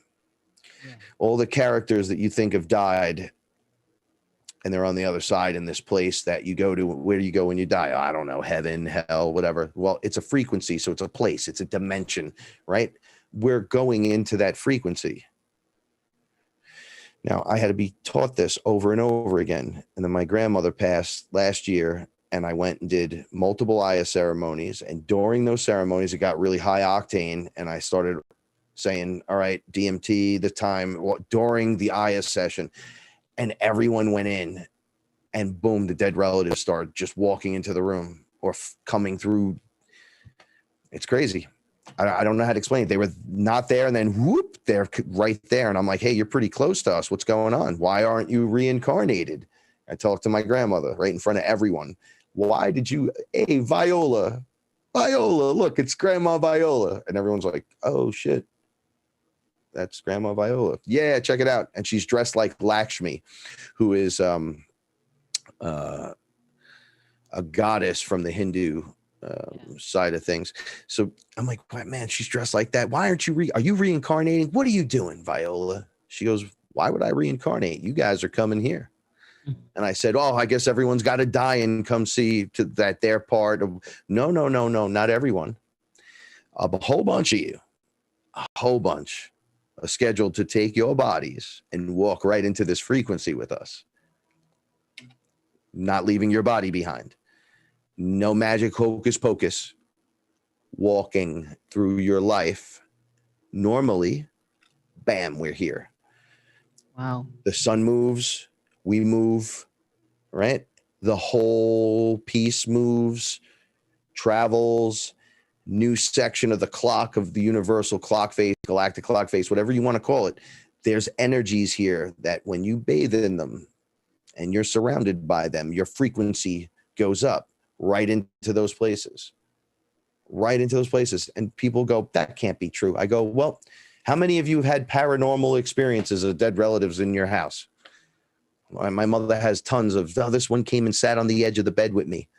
But not what you're saying, Frank, can't possibly be real. But Grandma came and sat with you on the bed and had a full conversation. Oh, yeah, I couldn't move my arms and legs, so I couldn't tell if I was awake. Then I tried to scream because I'm like, oh, she's sitting there. I go, oh, okay, so I don't believe in that. It's like, well, you can't tell me because it happened to me. I go, right. That's why I tell you the same thing, right? It's you judging this experience, right? You got to be open to more. It'll keep happening. My grandfather was like, she got into bed with me and put the covers over me. And he's 90. He's dying in the house. He's laying in the bed. He's having the hallucinatory stuff. And I'm downstairs eating mushrooms, going, oh, shit, look at that. She's upstairs with him, and he comes down with the fantastic stories. So everyone has the paranormal experience to one degree or another. They believe this or they believe that. It's all real. It's all there. Look, it's right there. It's right in front of us. It's not out there. Yeah. It's you go inside of you calm your breathing down, you clear your mind out, you take some of those movie screens that flash in your fucking head, and you calm that stuff down. You gotta heal that stuff. So you have one open vortex, yummy space to just work in. And then you're like, but Frank, it's all black. And right, concentrate inside of that. And then manifest what you want, right? Bring it up to that frequency. Feel good about it, right? Bring it to you. Call it out, right? It's time to show the magic. I'm ready to see it. If you say, I'll believe it when I see it, you probably won't see it. You're spell casting your word as the creator, the divine language that comes out of your face hole that people just think is just an open hole that spits out stupid shit all the time. I'm like, dude, when you get right with yourself, with your intent, and you focus, you can manifest anything you want. We have no lack anymore once we realize we're abundance. You go, but Frank, how do I get to abundance? Well, no, you are abundance.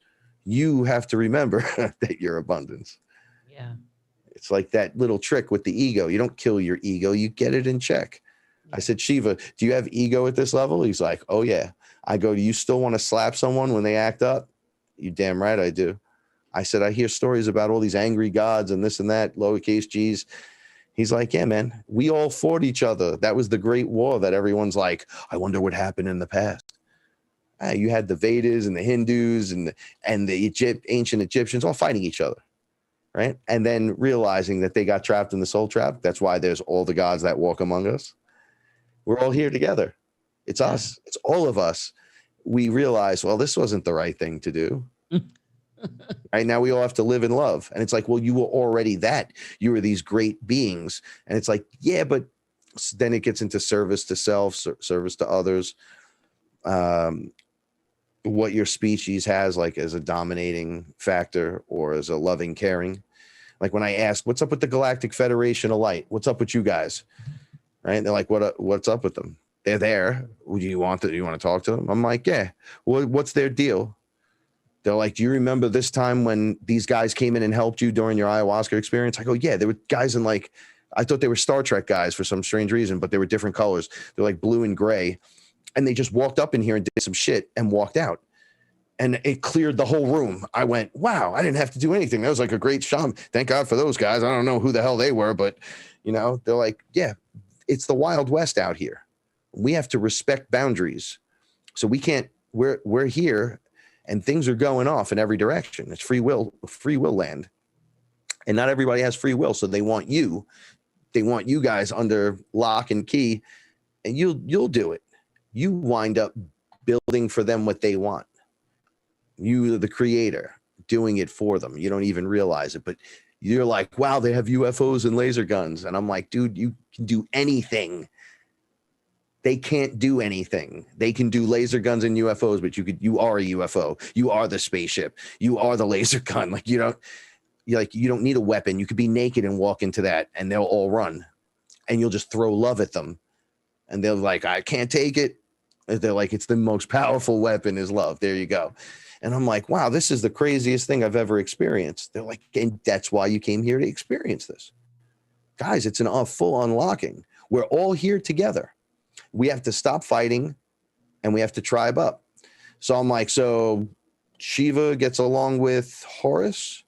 And they're like, yep. So the Tooth Fairy gets along with Frankenstein. They're like, at this point, you have no choice or you can't be here. And naturally, this is metaphorical because I'll just go deep because they'll tell me, Frank, what do you need today? What do you need?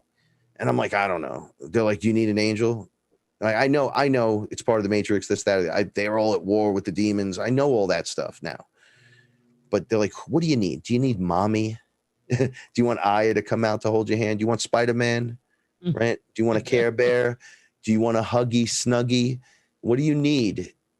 Right? And then I'm like, no, I'm good. They're like, okay, next. And they take you right into the next thing.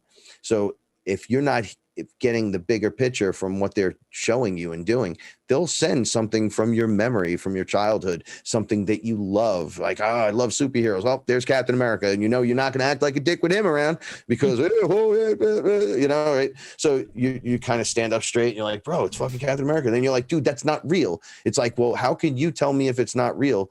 Especially if I straightened up. He told me something and I listened that anyone could have told me, but I didn't listen from anyone. So they give you the one you need. Well, you give you the one you need. It's not really they, but it's a team effort. But it's all been planned and pre-planned. Is there an actual dimension with Marvel heroes in it? I wouldn't be surprised if they were there at one point or another, but I'm going to be honest. That's us. Yeah. All right. So I had an experience that was like that. That's why I'm asking. Yeah, well, I wouldn't be surprised. Like I've asked, can I see superheroes? And they were like, what to you defines a superhero? Because a cop or a fire department guy could be a superhero, right? Look, the guy grabbed someone with one arm and he held on, he pulled him over. I go, yeah, a little more than that. Oh, a little more than that. How about technological superheroes? Oh, okay. And I saw a world where the technology was just kind of connected to them, but didn't run them. They ran the technology. And I saw a guy it was the silliest thing. He was cleaning windows on the side of a building, and he looked like Dr. Octopus. He had the thing around his waist and his groin, and it was climbing up the building, and a kid fell out of the window, and he rescued the kid. You just grabbed it with one of the things, put it back in, closed the window, locked it, contacted the mother, and was like, this happened, and just went back to work, and he was smiling. And they were like, is that superhero? I go, that's pretty superhero-y. They're like, well, that's normal for them. He doesn't fight crime per se. Like when you get to that level, that doesn't really exist here. They're all cool with each other, but yes, they use the materials to do cool stuff and create. So I'm like, oh, that's dope. And then they show me dudes just doing it with their mind. So they whoop, there's a birthday cake. And they're like, okay, I don't want a birthday cake. I want a wedding cake. Whoop, there's a wedding cake. And you're like, wow, they're just doing that shit with their mind? Oh, yeah. Now watch these guys. These guys are singing and moving giant stones with their voice. And you're like, wow, how is that even possible? But you're watching it. Why don't you join in? See for yourself. So what is a superpower? What is a superhero? Is it telepathy? Is it telekinesis? Mm-hmm. Right? Is it, does my head have to be bigger? Do I need to look like Mastermind? Should I have a diamond in my head and be blue like Shiva? Or should I just open a portal and wear a cape? Like it is whatever you need it to be. Right? So that I'm open to so much. We only use that. I use that definition only for shows and stuff. I get the information across the board and then just go, okay, let me look at it from back here. Like you can't have one thing without the other. So if you can think of it, it's there. If you didn't think of it yet, it's there. It's all there already. Nothing new under the sun. No, but everything's new everywhere. Yeah. Always fresh new creations. Can't believe it, but I already knew it. But I can't believe it. Right? Oh my God, is that real? Of course it's real. Of course, but it's so nice to say, of course it's real and be surprised. Of course, that's why you're in the lower density, so you can say that to yourself. So then you can show yourself to you and the giant Russian nesting doll where the little guy looks up at the big guy and goes, holy shit, who's that? That must be God. It's like, dude, that's you. Mm. And you're like, no fucking way. And you get an experience with it. You kind of come back and then you never really go back all the way again. It's like an accordion. We play the song, we pull it out, and we push it all back in together. The great breath of life. Breathe in, breathe out, Yes. And now we're bringing it all back home. So all the characters become one into the singularity. The multidimensional you rocks the outfit now, right? It's you with the awareness of the whole thing. And that's beautiful. But we grow into that, we don't just step right into that. You got to do the work. So as you think, solar flash goes off, 100 ayahuasca sessions in one shot right to your face. You start purging everything. I mean, most people would kill themselves or try to. They would hurt themselves, car accidents. I mean, what do people in planes do? We talk about this all the time. You're driving in the car. What happens with them? They got to go to sleep. What I saw was it wasn't a rapture in the technical sense. A bunch of us, this is what I did. Because it's not like I had a fucking choice. I was standing there and I saw the energy. It was pink. I bathed in it in my home for a little bit. I laid down. I got up. I go outside. I think of my mother. I go to find her. I find them. Everyone's passed out. People in the street, everything stopped. It looks like everyone's just kind of dazed. People at home could see when they're watching. So dazed out. Some people say zombie-like. I'm like, nah, they look like everyone just took a really big hit of weed and they're kind of like, whoa, what's happening here, man? Right? And then I'm on a ship looking, and I don't know how I do the crossover. And I see people standing in lines, and they're like sleeping. So I walk over, I see my brother, and he goes, man, what's going on? Frank. I go, you're on a spaceship, your brother. And it's okay. Holy shit, it's all good. And he goes, oh, that's great. And goes right back to sleep. Oh, man. And I go, what the fuck? And they're like, well, you guys got to take care of your people. So there's a guy for me to report to that's standing right there. He just helps me out. And he's kind of nudges me. Oh, there's someone that's awake. Oh, don't take a look at them. Go talk to your friend. Go talk to your mother. And then they put us back after it's over. But it stays So the flash never leaves from what I saw. The coloring is there for like 1,000 years. It changes what everything just straight up, I guess, looks like outside. There's like I don't know, like this pinkish hue to everything. It's kind of cool looking. But then there's no false matrix. So there's ships everywhere. And you're just like, what the fuck? And slowly people start waking and they have us all back and we're like ready to go. People start snapping out of it. Paul and I were awake. The cats were up. I was like, how long were we up there?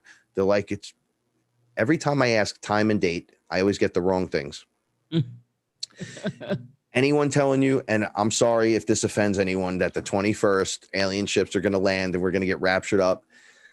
When someone's spitting out dates, you have to be careful because it's a heist. Sources surprising everyone with this. Yeah. At the same time, you need a balance in the super consciousness of enough people wanting this, and subliminally everyone fucking knows, but it's not for everyone. So I've seen stuff, and Dolores Cannon talks about this. It's like old Earth and new Earth, but if we're in a multiverse, then there's Earth's vibrating at this higher level and this higher level, but you don't go anywhere.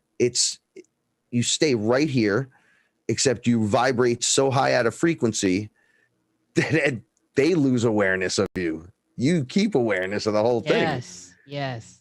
And I'm like, what the fuck's going on? Like, you immediately know that they don't know. And they can't hurt you or affect you, but you can go and deal with them. It's the weirdest thing. It's like you have to lower your frequency to do it. And a lot of us don't.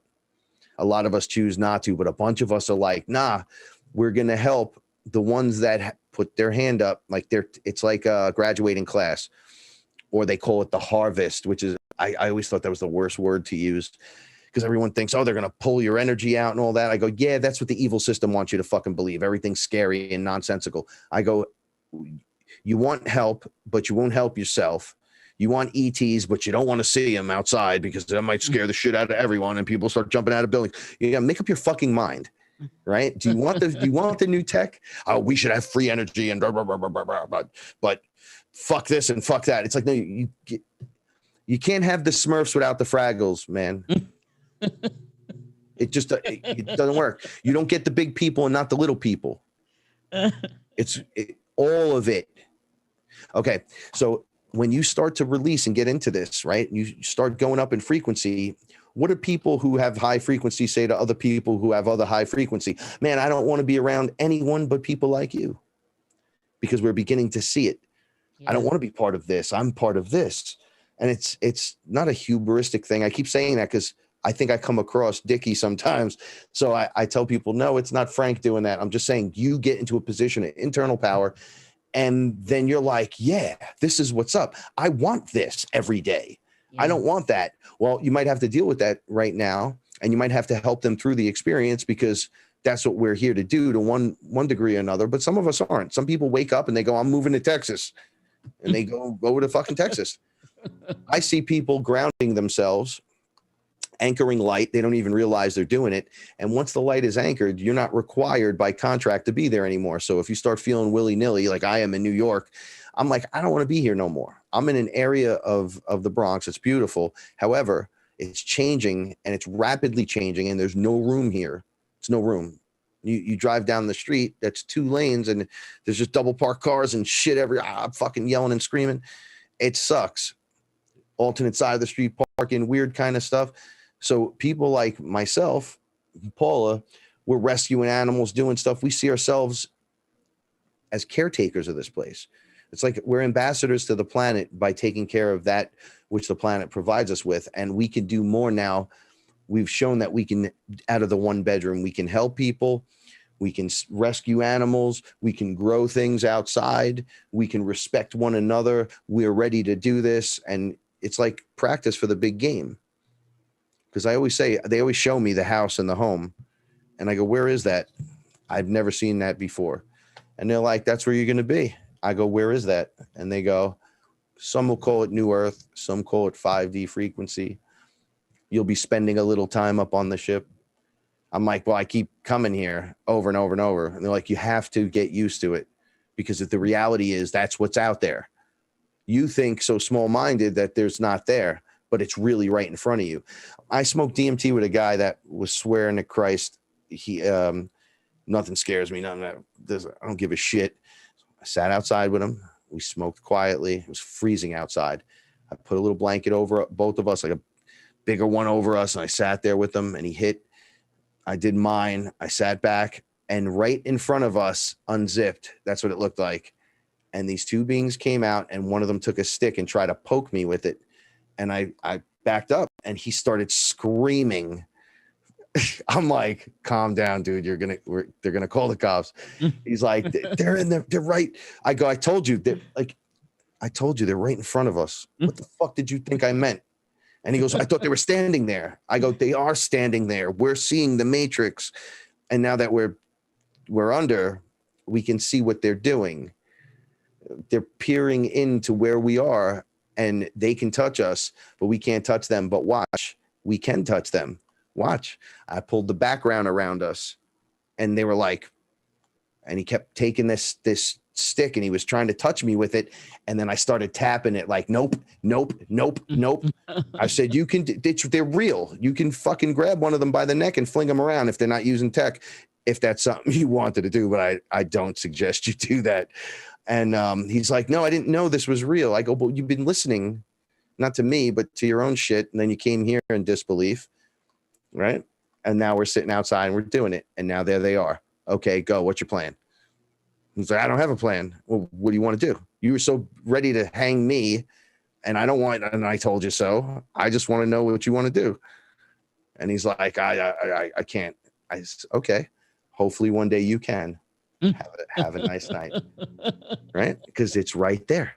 They're right fucking there. And the dead relative, they're right there. They're not coming out of dimension 9, and this, whatever. They're in frequency, whatever frequency label that is, right there. And we are antennas that can tune directly into any frequency. And we are energy masters. Yes. It's what we do. Yeah. And this is one of the most beautiful things that you can go through, but it is going to be the hardest for some people. Because a bunch of years ago, I would have never thought this. When I came back from my first eye experiences, I threw my wallet at my shaman. I said, here, take this. I don't even want it anymore. I don't even know what's going on. This is all fake. Everything's fake. Just take it. I love you. I got nothing. This is amazing. And he was like, oh, you're back. You're ready. He goes, you can't get any lower than that. They're just sitting naked on the floor, your thumb in your mouth, going, burp, got nothing. Frank's just Jerry and I are coming to the Bronx. I'm ready. I'm waiting for it. Coming. You and Paula make some space for us. We're ready to deep dive. It's the only way to do it is to deep dive it. If you tiptoe into the water, they'll go, ooh, no. You got to blast through the reality. That's the best way to do it. You're safer just launching yourself through the program. It seems scary, though. That's the thing because I haven't done it. Jerry hasn't done it, and it does seem scary. It terrifies me. If you don't have a heart, if you have a weak heart, I wouldn't suggest smoking DMT or anything, because that'll show you. If you break through, it'll show you. You're there, and you're back in 15 minutes. Aya's kind of knows what you need. It's like the hero you need, not the hero you want. Right. So you have to let go of everything and just let her show you. And that's the way she, as medicine, knows that you need to see it so you don't have the heart attack or don't have that issue. So Aya's the one that healed your back, right? Well, it's still healing. I still have issues, but yes, I'm not on any meds or anything. I have a question. No doctors, no nothing. That's cool. And that reminded me of Doctor Strange, by the way. That whole subplot of Doctor Strange where he meets the guy who healed himself. Remember that part? Yeah. Well, you use your magic. Like they're like, oh, did she heal him? No, he uses his magic to heal himself. Right. Yeah. So, what lesson are we learning from the virus right now as a global community? As a global community, geez, If any. Okay, so I'm stepping back from this whole thing because last year, I don't know, right before, I guess it was last October, Paul and I got really sick, and I thought we were gonna die. Never felt that way in my life. Excuse me. And when COVID stuff was happening and the flu kicked in, was like the months later. And I was looking at people, hearing about it, going, wow, so the flu's really kicking everyone's ass. Then it came out, coronavirus. Then the doctor said to me when I was in his office, he said, were you in the Middle East? And I go, no, just because I look like this. I wasn't in the middle. What makes you? I live right there, bro. I walk by here every day. What the fuck is wrong with you? And he goes, well, this strain specifically, you don't really get this here. So I'm like, I haven't left my fucking apartment in 3 weeks. I don't know what the hell's going on. So I got this sensation. They spray this shit on us, or they infect it through, because they were chemtrailing us like crazy during that time. And then everyone's sick, almost like flu season. You get an injection that doesn't work ever, loaded with shit that's going to give you cancer and all kinds of other fucking problems in your future. And then you get sick, right on fucking schedule. And then they go, well, it's always been that way. And I'm like, well, I don't think so. I don't think it's always been that way. You're telling me. So what did people do throughout history? And they fucking died because they didn't have it. I go, but who's told you that? Well, men smarter than you, Frank. Okay, well, all right. I see. I get it. However, I go in and look at that stuff, and naturally nobody's going to believe me unless you go on there. The other shaman are like, well, they don't want to fucking listen. I go, I can't make nobody fucking, I can't save nobody. You're never going to save no one, Frank. Just tell the story. And if people want to tune in, whatever suits them will suit them. Yeah. And that is your purpose and your only purpose. You don't even need to defend your position, because people go, well, you're not a shaman. I go, why wouldn't I be a shaman? Well, who taught you? I go, who taught me? Every fucking deity from every religion has stopped by and thrown a little handshaker at me, plus Inner Earth, plus everyone in the Galactic Federation, and then the characters over here, and the Space Jesus showed up a few times. I'm getting it from all of you, right? So who are you getting yours from? So let me ask you, what have you done today to help people instead of criticize me who helps people? What have you done? I got up today, I did this. What did you do? All right, go ahead. Here's the paper. Here's the paper again. Show me on the paper, right? You're complaining a lot from the fucking couch. You're not doing enough for you. Right. And taking commercial doses of Aya, and I'm not fronting on no one, is not really the way to do it. You want to go in, you want to traditional style blast yourself. There is no easy way to do this, to say this. You have to, this is how we have people that go one and done, and they go, oh, that was amazing. I felt some love and this stuff happened. I go, stay for 3 days. Isn't that what Chris did with you? He had me 5, and I said, what we're doing, I'd come out from being under, and I'd go, wow, I'd need a few minutes to talk, and I'd need a cigarette. And then he'd go, okay, you want to go in again? And I'm like, no, but yes, let's do it right now. But no, but yes, right now. Before I say no, yes, right now. 5 days nonstop. So I know what my body, I was getting the healing properties out of it. I needed to go under. I needed to learn a whole bunch of stuff. I needed to see it. My brain was only worried about the healing part, these other characters. And I met so many different things: Source, Lucifer, Satan, the Olympian gods, the Egyptian pantheon. This was all Aya. Just Aya, DMT, Aya, DMT, okay, Aya, DMT, like back and forth. You're doing it with Chris, yeah. Yeah. And then I just went into on my own when I got back to the Bronx. I immediately, the first thing I started doing was making it. I had to prove to myself alone, I can do this. Because people are like, what are you, crazy, doing it in your living room? I go, no, I'm safe. I got to go to the bathroom. I throw up on the floor. Someone helps me. My girl comes over. Hey, can I help you up? What can I do for you? I'm flopping around on the floor. They make sure I don't hurt myself. If I need someone to hug me, I got someone right there. The bathroom, the shower, change of clothes, my cats. Like some people, I guess, need to be in nature. I could just go sit on my lawn.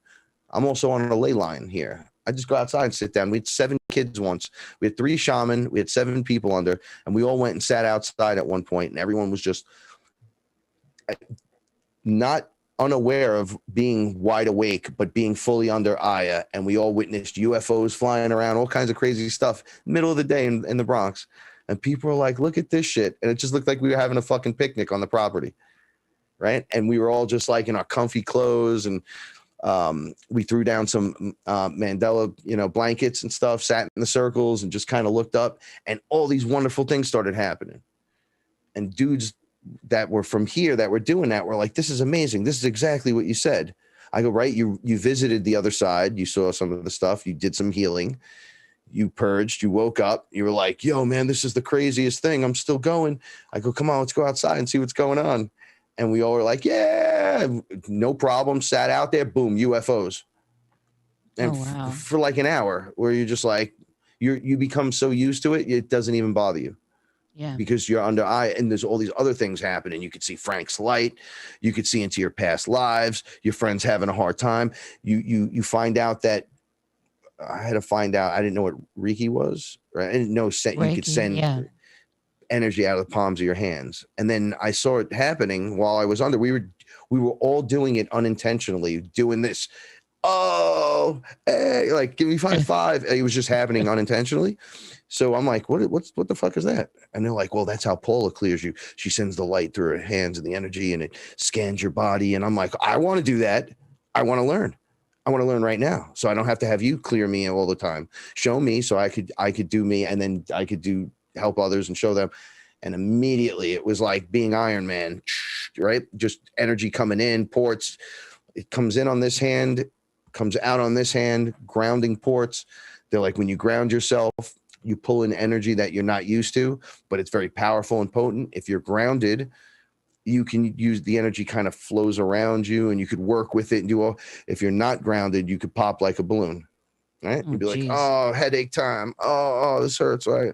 Okay. Ground yourself, breathe, grow roots into the earth, reach into the center of the earth, take a deep breath, grow those roots into that flaming ball right in the middle of the planet. Now that you're nice and grounded, you get hit with lightning if you wanted.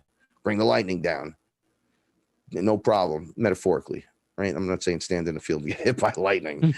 I'm saying you have to ground yourself because the energy can be too intense. But once you do that, your protections go up.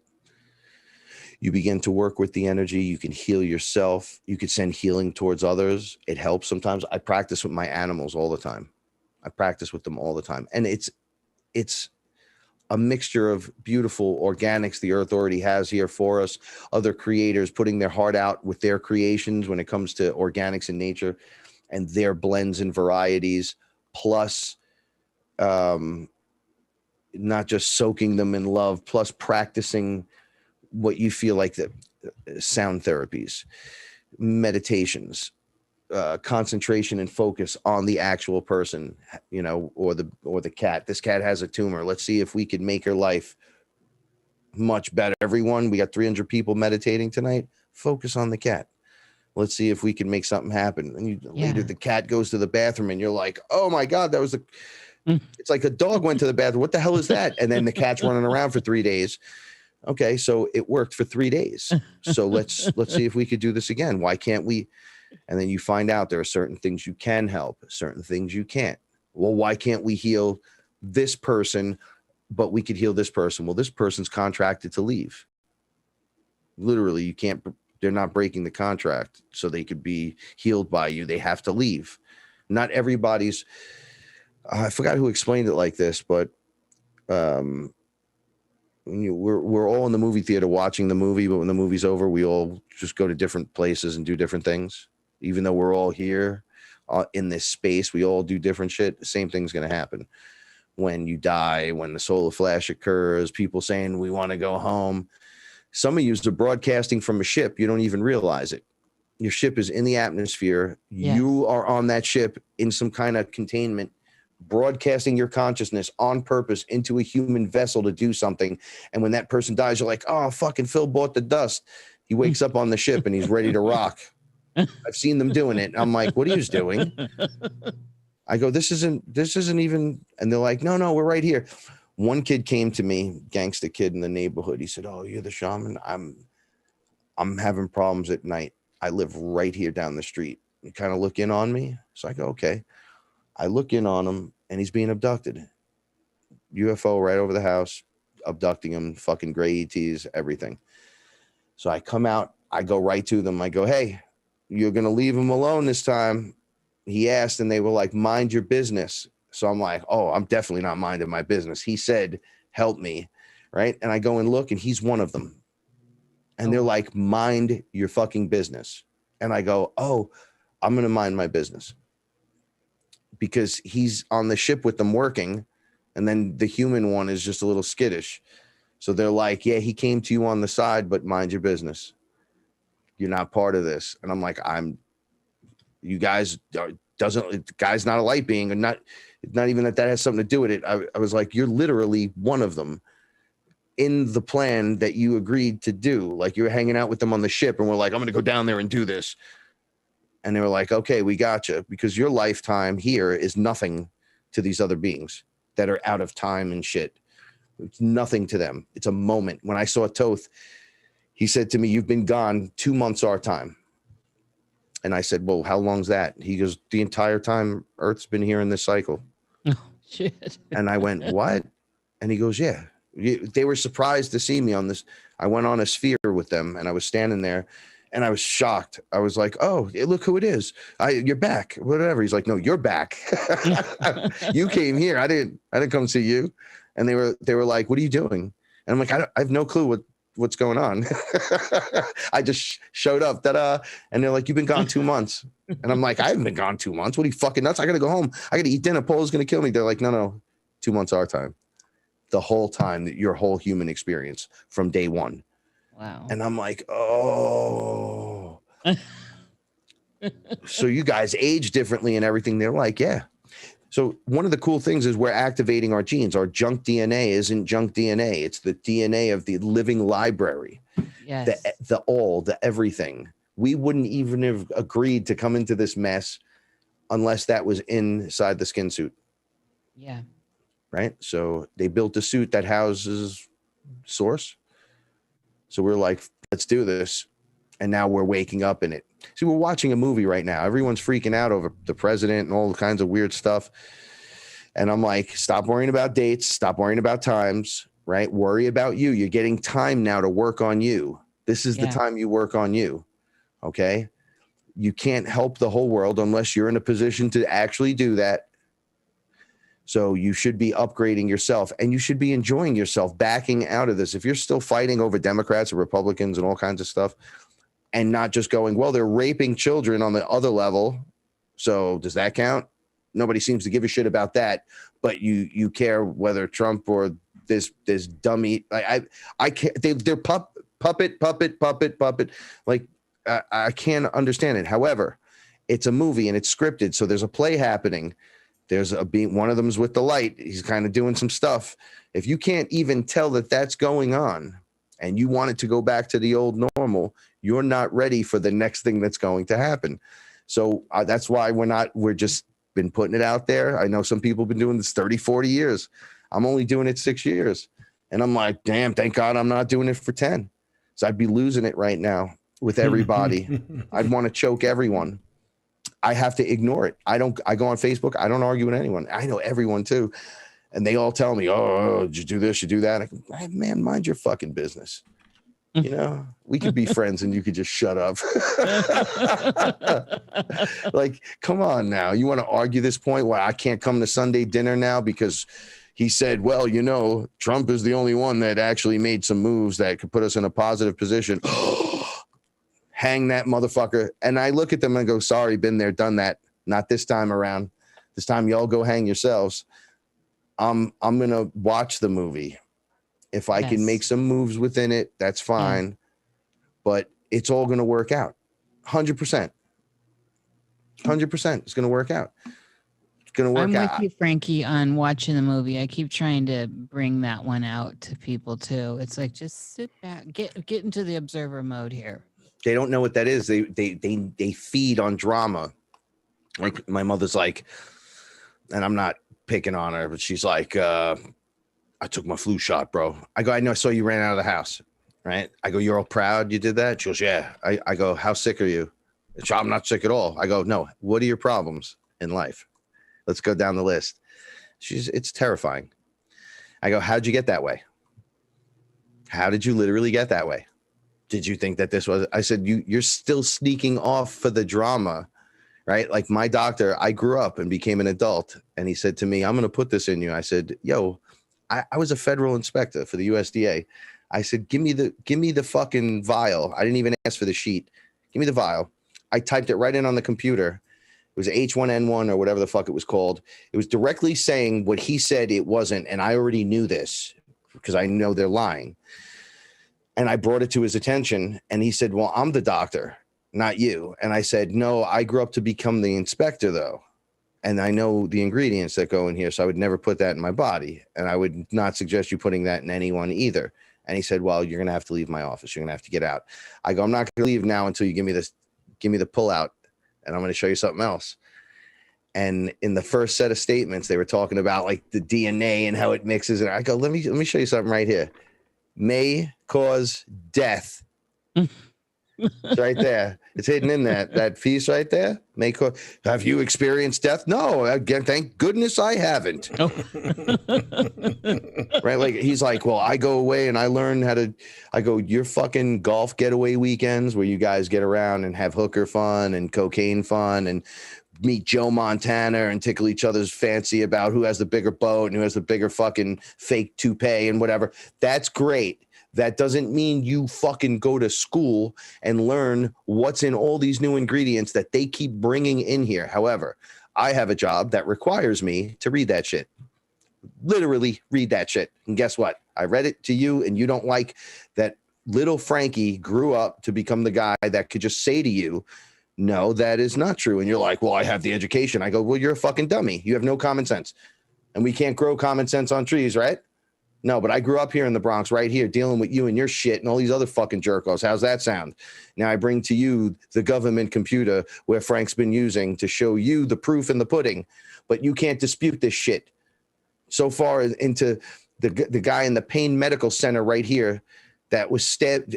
Everything is just pain injection, pain. I needed it. I needed the help. However, he heard ayahuasca and was like, you'll be fine. He knew. He fucking knew. He was an older Indian guy, but not old. He was kind of, I don't know, maybe in his 50s.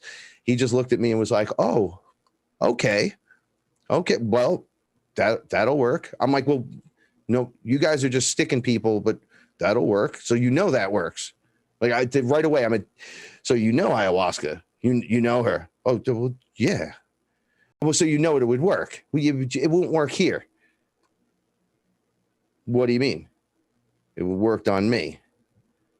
No. The system is set up. Oh, the system is set up so it can't be part of the system because it's drugs. I get it. But you're pumping us full of fucking drugs. Right. Side effects may include fucking death. Nothing works sexually, heartburn, colon cancer. Your tongue swells up, your fucking eye falls out, your cat fucking falls over and dies. Come on.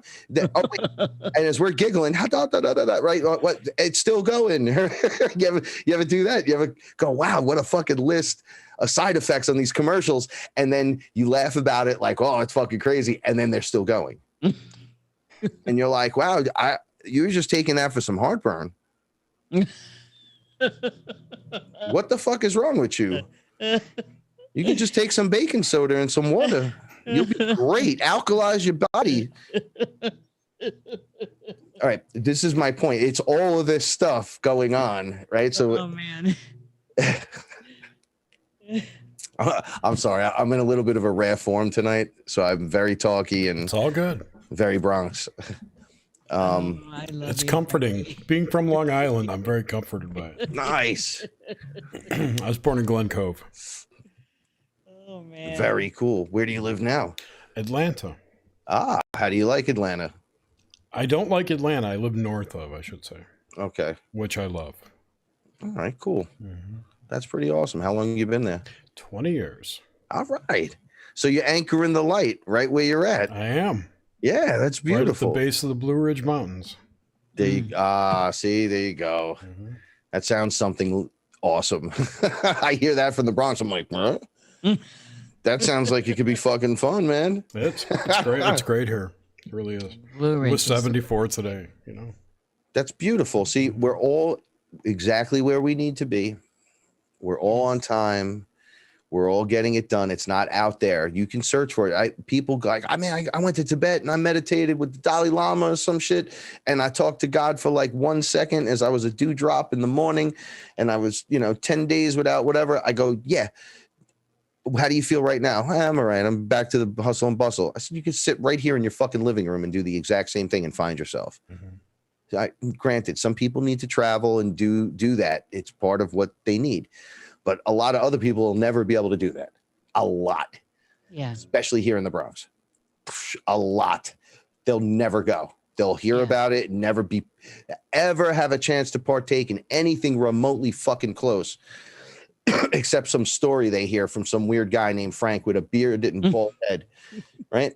So we anchor in the energy and we bring forth the information and the opportunities and the ability for someone now to have the chance, whether to go out and just do it themselves or hear about it and then do it themselves, or, make the fucking phone call, do it themselves, start their own show, help people do what they do. Like someone's like, I can't do what you do. I go, I can't do this other stuff. You could show me how to do that. I'll teach you how to do this. See how that works? And now you go off and you don't have to. The only time you need to call me is like, yo, what do I do when something starts speaking demonic out of my friend? I don't know. We threw salt on him last time. It worked great. Right? Just dip some salt in water and be like, and watch what happens. But, throw it out there. And then you can help me with this. Because that's what this is going to come down to, right? We're all in some weird agreed upon system where it's cool. My mother's like, well, you got to get up and go to work every day. I go, I haven't worked a fucking day in 7 years now. And people get mad at me. They're like, well, you don't work. I go, I do work. I do what I like to do. I make some music. I mean, don't get me wrong. I live a life. It's every day. I do what I do, but it's so important to me that I'm happy without hurting anyone, and that Paul is happy, and that the cats are taken care of. That makes me happy. And then I can help someone, and that makes me happy, and then it's this ebb and flow of these experiences one after another, instead of the back-breaking, stuff that goes on. When I heard Joe Biden say something, I'm just going to say this. I hope it doesn't hurt the show or nothing. There's some kind of 600 trillion deal, Green Deal. And I said, what number was that, Paula? I just heard it out and I go, she's like 600 trillion. I'm still getting used to the word billion. Right. So what does that entail? Whatever he's talking about, because we're sideless. We're just like whatever's for the light.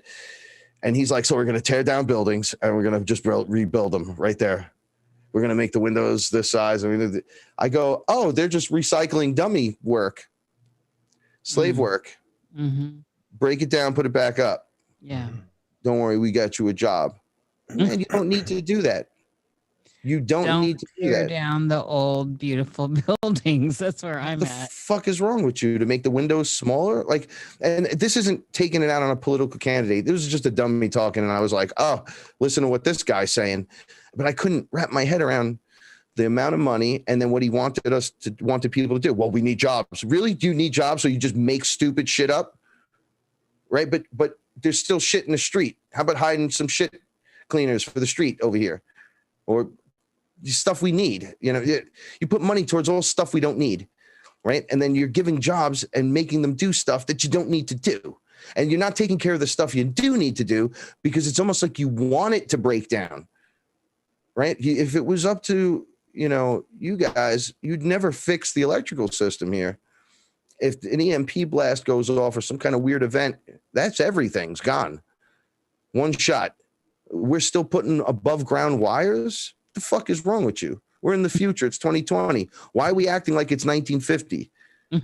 Why does your technology change, but mine doesn't? Why are we not using the blockchain to vote? We'll see how you fucking try to rig the system then, right? You won't be able to. Never going to happen. Right? The universal blockchain, we're literally bringing blockchain into reality because that's reality. It's like your DNA is stored on your own blockchain, which is why they need your permission to take it off of you and stuff. They trick you into all these different things. So as above, so below, and it's coming out into the reality. This isn't going to be stopped. This is going to be something that we could embrace or you can fear. And if you fear it, perhaps taking a back seat over there and letting those who want to experience it and have a good time just rock and roll with it. Yeah, but fear ain't the way. Yeah, because I can't no more. I don't have any time to try to save the planet. My space is ready. I do what I can to help a little bit here and there, but that's it. So you asked about a date and time or soul flash event. A time frame. I mean, like I'm talking 100 years, 200 years? A year or two, dude. Okay.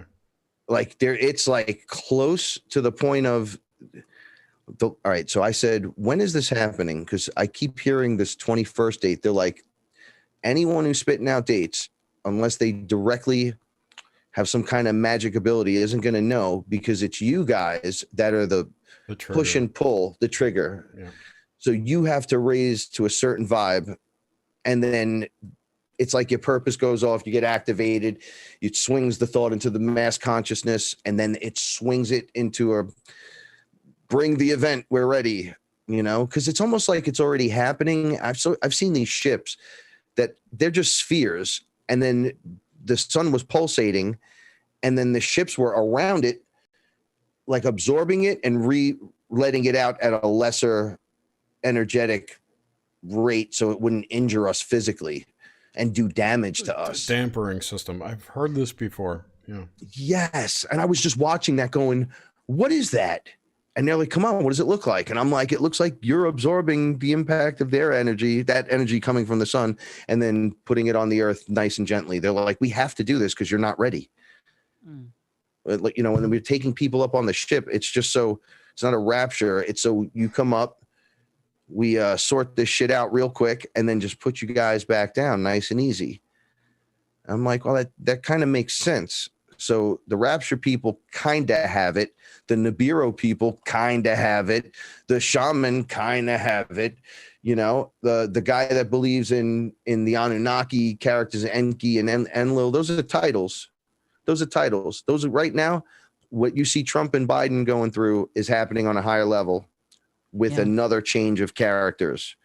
And those shitty ass characters are taken to the left themselves, right? So they're all getting removed. We have to just sit back and let it play. They always told me, my guides, do not get involved with the war of the lowercase g gods, ever. Mm-hmm. The angel says smite the demon. If the demon says smite, don't get involved. Let the angels smite the demons. You be intelligent with this. If you need an angel, call to it. It's part of the system, but it likes to beat up demons. You have a demon in the room, bring it in, smash the demon. What are you getting so crazy about? The easiest way, sir. Why are you making it so difficult? And I'm like, well, I didn't know any of that was there, and I didn't know it could work for me. They're like, do you hear your cats when they talk to you? I go, yeah, that's weird, right? Mm-hmm. My cat will look at me, and I know almost within a few seconds exactly what's going on. I could tell immediately, and it's almost like when they're trying to tell me, they take me there. I go, take me, show me. They take me. Yes. The squirrels now are taking peanuts out of my hands. This is a new thing. They're fucking feeding the squirrel now comes right up to the door, hangs on the door, and takes the peanut. It's almost like shaking my finger by. All the animals are responding to me. Birds are chirping and beautiful songs. I was a guy that would walk down the street and go, shut the fuck up if the birds were going nuts. I couldn't take it. You go under and watch them. It's almost like they're keeping their tweets or keeping darkness away from you. Yes. They look like little. Yeah. Yeah. And when you witness that, you're like, oh, this place is working really for me, not against me. Yeah. It's when I work against me, the system starts to work against me somehow. And it's like, no, the universe doesn't understand your emotional output. You got to just say, do this or do that. and hit a frequency note. That's it. When you start judging yourself, I'm not worthy, all of a sudden the abundance you are attracting comes back in a shitty frequency, distorted. You got to stay in the frequency, put it out there, and when it comes back, retain the frequency. It And feels like playing a pump organ. Yes. You could attribute this to that 100%. Because if you take a piano and turn the piano on its side and you bring the keys all the way up, there's your densities right there, your frequencies. Dun, dun, dun, dun, dun, dun, dun, dun, dun, dun, dun, dun, dun, dun, dun, dun, dun, dun, dun, dun. And then source would be the top.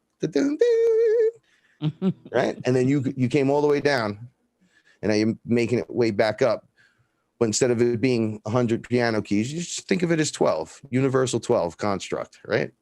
And then 12 being like the God source, the Godhead. Yeah. And you'll make it easy for yourself and go, okay, I get it. It's all real. It all exists. I'm creator. I'm ready to do this. I'm unlocking. I'm witnessing corruption. I'm witnessing a way of life that is no good. I'm witnessing all this other shit, but I'm also witnessing within me these beautiful things. And it's like, well, that's what we want, right? Yes. Well, how do we get that? We continue that process, right? I put plants around me. I surround myself with things I love. I don't hoard. I don't envy the next person over. I celebrate them. There's plenty of room.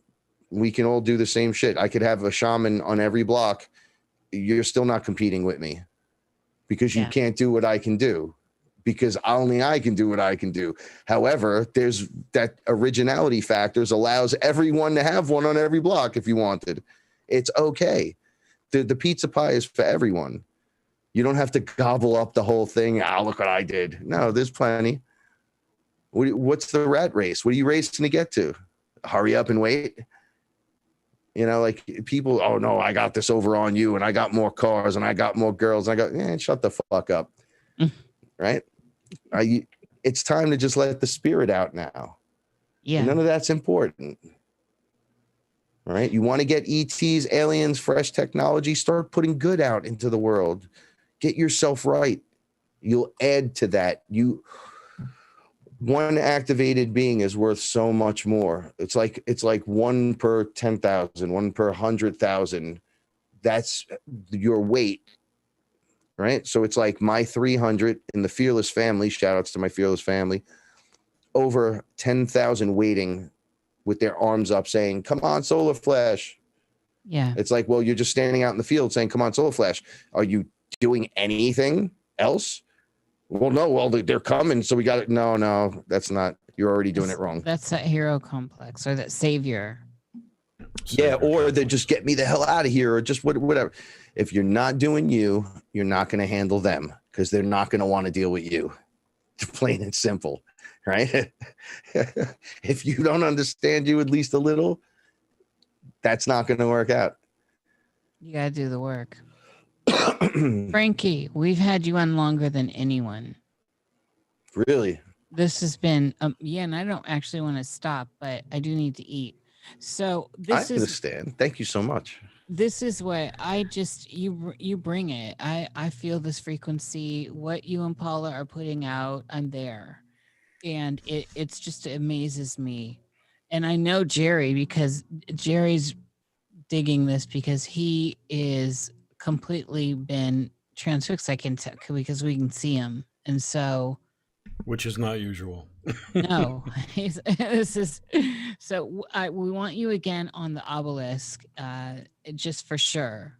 We've got to get you back, and Paula in there too. Yeah, so, she came out here before. She was like, because you are a dynamic duo, and sadly, I think we just don't have time for questions for people out there. Although I'm not in the chat, and I know there had to be questions. I've got 6 here. Yeah. See, and that's like another 2 hours. Yeah, exactly. But so how can people find you? On YouTube, Frank Castle, Fearless, and you just get all the episodes. You could find me every which way from there. I'm on Facebook, but there's a million Frank Castles, so just go to the YouTube page. YouTube Frank Castle Fearless, and from there we connect to every other way we can connect on the internet. Right. I put a link to that in the show notes and the show description. So if anyone's looking for it, it's in there. I just friended you on Facebook, so be sure to hit me back. Nice. And anytime like you guys have questions or whatever, I'm unstructured sometimes, so I'll just ramble. I'll try to This is awesome. I love rambling. I love you, yeah, seriously. This is what there was no reason for any interjection. You're on fire. You're telling it. You're giving it. You're doing this work. You and Paula are doing this work, and it's coming forth. And so I think this is why people want more, and we definitely want more. So. Well, the energy's there, and I'm ready to set it off anytime you want to. I want to curl up in your lap. And Jerry's a big guy. Jerry, let me tell you a story. And so hopefully we can someday get, with whatever's going on, can make our ways to the Bronx to do, because I feel like I do need the guide with Aya and stuff. There's something in me that has this, and I know where there's fear, there's power. There's something in there that's just like, whoa, I know this is good. I'm already out there, and you know this. So I just know there's going to be some big pop that happens. You claim your birthright, and you realize behind the mask of fear was hidden your birthright, because if we just gave you everything was just given to you, you're not going to learn anything, right? Earn you back. And then you earn the power. You understand it. You're humble in it. You love it. You come from a place of love instead of give me that. Yeah. Just go look right at the fear. Look, man, you had a great run. However, beat it. Nobody wants you here no more. And walk right through it. See, the thing with me is I've done a lot of psychedelics, and there were bad experiences, but this is different. It's Aya, and everyone tells me that, and so I just have to get past I can do it. I feel like I can do it. I actually feel ready. So, but it's there. I mean, I definitely have been activated through everything, and I'm here, I'm on deck, but it is still, I guess I'm coming at it with reverence, and I think that's a good way to come at it. Think of it as you want to evolve through this. Yeah. You can knock out 40 years of training in one session. You know, you can take a lifetime and clear the trauma in one session instead of taking a lifetime to clear the one trauma. You know, you just get rid of it. Like we're in the advanced class, we have to move. What are other ways to do it? Well, look, everyone's different. We could meditate, we could sit in the field, we could ground, we could upload, download, we could do all kinds of crazy stuff, right? Whatever works for you. What works for me, I see what works for me. And what's been working for me sends me off to the other things that will work for me and that I can try and experience. With that becomes an accelerated evolution. And I'm on the accelerated path because I choose with Paula to be the example, to prove it, that it could be done. I'm just one of many, and there's a whole bunch of us out there doing it. Yeah. Right. So you just come to the table with that I can. Yeah. And that I am. And that's it. From there, everything gets easier. All right. I'm down. I am. Yeah, me too. Love you guys so much. Yep. Thanks a lot. We really appreciate having you on. Thanks everyone for listening. And thanks, Nish. And thanks again, Thank Frank. you, This has Jerry. been awesome. And be sure to tune next week. We have obelisks for the rest of the month. So it should be I think we got that NDE guy, Jay Spillers, next week. Oh, great. And then the Bartley episode. So good shit coming down the pike. Get ready for it. All right, everyone. Take care, and we'll talk to you next week. Bye-bye. Thank you, everyone.